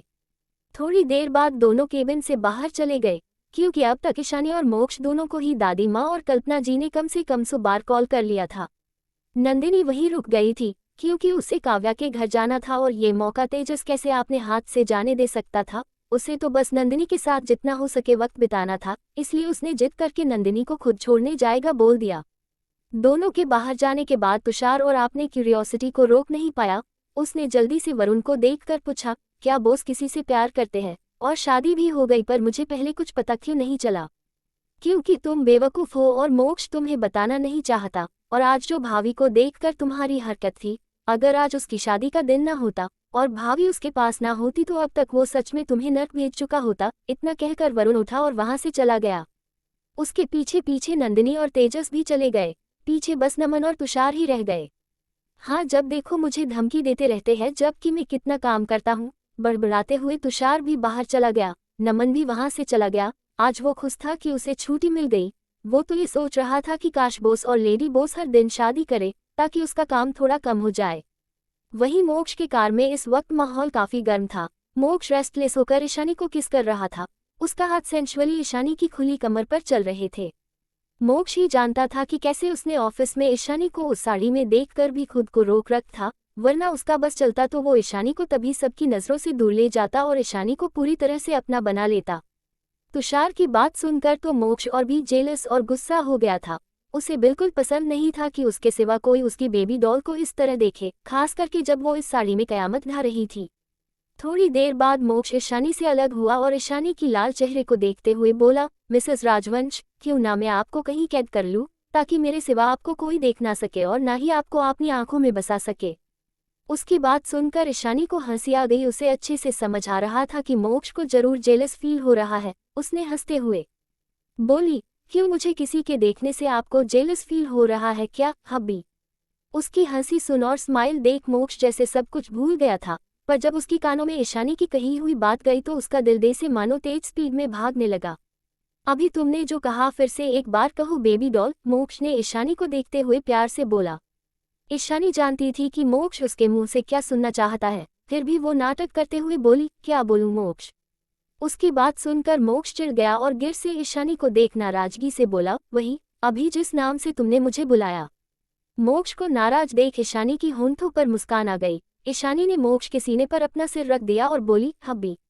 अपनी बेबी डॉल के मुंह से आपने लिए हब्बी सुनकर तो मानो जैसे मोक्ष का दिल खुशी से नाच रहा था। उसे ईशानी की प्यारी वॉइस से बार बार ईशानी की मुंह से बस हब्बी सुनने का मन कर रहा था। वो ईशानी को देखकर बोला, एक बार और बोलो बेबी डॉल। ईशानी उसकी बात सुनकर फिर से बोली, हब्बी। नहीं, मेरा मन नहीं भरा, बस बार बार कहती रहो बेबी डॉल, मुझे तुम्हारे मुंह से बार बार ये सुनना है। उसकी बात सुनकर ईशानी की होंठों पर एक प्यारी सी स्माइल आ गई। वो मोक्ष की आंखों में देखते हुए बोली, हब्बी हब्बी हब्बी हब्बी, क्या और सुनना है आपको? उसकी मुंह से बार बार हब्बी सुनकर मोक्ष के दिल की धड़कन तेज हो गई। वो ईशानी की आंखों में देखते हुए बोला, नहीं बेबी डॉल, तुम्हारी किसी भी बात से मेरा मन कभी नहीं भरता। मैं तो जिंदगी भर ऐसे तुम्हारे मुंह से हब्बी सुनना चाहता हूँ। मोक्ष की बात सुनकर ईशानी की होंठों पर एक स्माइल आ गई। उसने अपने होंठ मोक्ष की माथे पर रख दिया और इस एहसास से मोक्ष की आंखें बंद हो गई। वहीं दूसरी तरफ राजवंश विला में सब हॉल में बैठकर बेसब्री से मोक्ष और ईशानी की आने का इंतजार कर रहे थे, क्योंकि मोक्ष जब ऑफिस से निकलने वाला था तब उसने उन सबको बोल दिया था कि वो और ईशानी आ रहे हैं। तभी उन्हें किसी की कदमों की आहट सुनाई दिया तो सबको लगा कि मोक्ष और ईशानी आ गए हैं। दादी माँ पीछे बिना देखे खुश होते हुए कल्पना जी से बोली, लगता है मोक्ष और ईशानी आ गए हैं, जल्दी से आरती की थाली ले आओ पूजा घर से। फिर सब मेन डोर की तरफ देखने लगे, पर जब उनकी नज़र अंदर आ रहे लोगों पर पड़ी तो उनका मुंह ही बन गया, क्योंकि अंदर मोक्ष और ईशानी नहीं बल्कि दीप्ति और उसके मोम डैड आ रहे थे। दीप्ति की फेस अब तक ठीक हो गया था। हमेशा की तरह एक शॉर्ट ड्रेस और मेकअप से पुती वो घमंड से चलते हुए अंदर आ रही थी, जैसे ही उसकी ही घर हो और वो यहाँ की मालकिन। ऐसा तो दीप्ति पहले से ही सोचती थी, क्योंकि उसके हिसाब से मोक्ष से शादी के बाद जब वो इस घर की बहू बन जाएगी तो इस सारी प्रॉपर्टी की मालकिन वही तो होगी। किसी को उन्हें देखकर खुशी नहीं हो रही थी, पर जब वो यहाँ आ ही गए हैं तो उन्हें यहाँ से भगा तो नहीं सकते हैं ना, इसलिए उन्हें बैठने को बोला। तीनों बैठ गए। वही दीप्ति जानती थी कि मोक्ष इस वक्त ऑफिस में होगा, इसलिए तो उसने ये वक्त चुना था ताकि सबको ईशानी के खिलाफ भड़का सके। वीरेंद्र जी ने नरेंद्र जी और बाकी सबको ग्रीट किया। नरेंद्र जी समझ पा रहे थे कि वीरेंद्र कुछ कहना चाहता है शायद, इसलिए उन्होंने पूछा, क्या बात है वीरेंद्र, तुम सब इस वक्त यहाँ? अखिलेश जी भी उन्हें देखकर भौहें सिकोड़ कर बोले, हाँ, और दीप्ति भी यहाँ आई है। क्या इस वक्त तुम्हें ऑफिस में नहीं होना चाहिए था? नरेंद्र जी की सवाल सुनकर वीरेंद्र जी ने थोड़ा हिचकिचाने का नाटक करते हुए बोला, अंकल वो बात ऐसी है कि मोक्ष ने दीप्ति को जॉब से निकाल दिया है। उनकी बात सुनकर दादी माँ तुरंत बोली, क्यों, क्या दीप्ति ने कुछ गलत किया है? मैं अपने पोते को अच्छे से जानती हूँ, वो कभी बिना किसी गलती के किसी को भी जॉब से नहीं निकलेगा। उनकी बात सुनकर वीरेंद्र जी ने दीप्ति को इशारा किया तो दीप्ति झूठी आंसू बहाते हुए बोली, दादी माँ, इसमें सच में मेरी कोई गलती नहीं थी। एक लड़की वहाँ बिना परमिशन के आ गई थी। मैंने जब उससे सवाल किया तो उसने मुझे धक्का दे दिया। उसने एक और एम्प्लॉय को भी मारा। जब मैंने उससे माफ़ी मांगने को बोला तो उसने मुझे भी मारा और मोक्ष ने भी उसका सपोर्ट किया। वो दोनों बहुत क्लोज लग रहे थे, दोनों एक दूसरे के गले लगे हुए थे। शायद मोक्ष का उसके साथ कोई रिश्ता है, इसलिए उसने मेरी बात भी नहीं सुनी। उस लड़की ने मेरे खिलाफ मोक्ष को भड़का दिया, इसलिए मोक्ष ने उसके कहने पर मुझे गार्ड से पिटवाया और जॉब से भी निकाल दिया। इतना कहकर वो रोने लगी। वही घर के बाकी सब असमंजस में थे कि ये दीप्ति किस लड़की के बारे में बात कर रही है। आज तक तो मोक्ष ईशानी के अलावा किसी के करीब भी नहीं गया, तो फिर ये लड़की कौन हो सकती है? कहीं इस लड़की की वजह से मोक्ष और ईशानी के रिश्ते में दूरियां न आ जाएं। सब यही सोच रहे थे। किसी को भी प्रिया को मार पड़ी इस बात से कोई फर्क ही नहीं पड़ रहा था।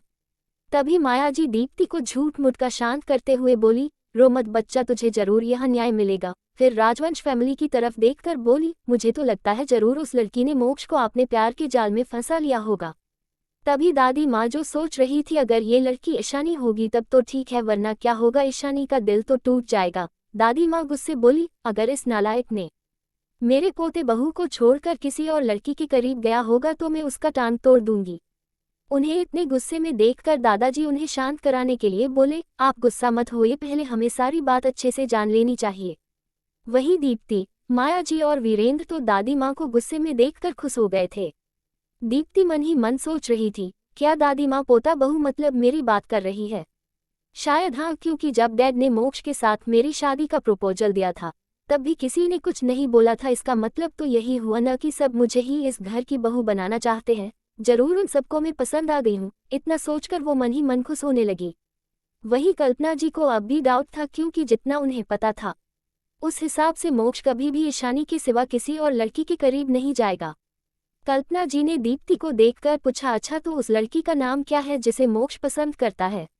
उनकी सवाल सुनकर दीप्ति की होंठों पर एक डेविल स्माइल आ गई। उसने मन ही मन सोचा, अब मैं देखती हूँ कि इस दो कौड़ी की ईशानी को कौन बचाता है। बड़ी आई थी मेरे मोक्ष को सिड्यूस करने वाली। उसने कल्पना जी को देखा और मायूसी से बोली, आंटी उस लड़की का नाम ईशानी मेहरा है, वो बस एक गोद ली हुई बेटी है। हेलो माय डियर रीडर्स, मुझे पता है आपको ज़्यादा चैप्टर चाहिए, पर मुझे कुछ दिन से टाइम नहीं मिल रहा है। ऊपर से बार बार रिफ्रेश प्रॉब्लम हो रहा है और एडिटिंग में भी। आप सब लाइक, शेयर, कमेंट करिए ताकि नोवेल बंद ना हो।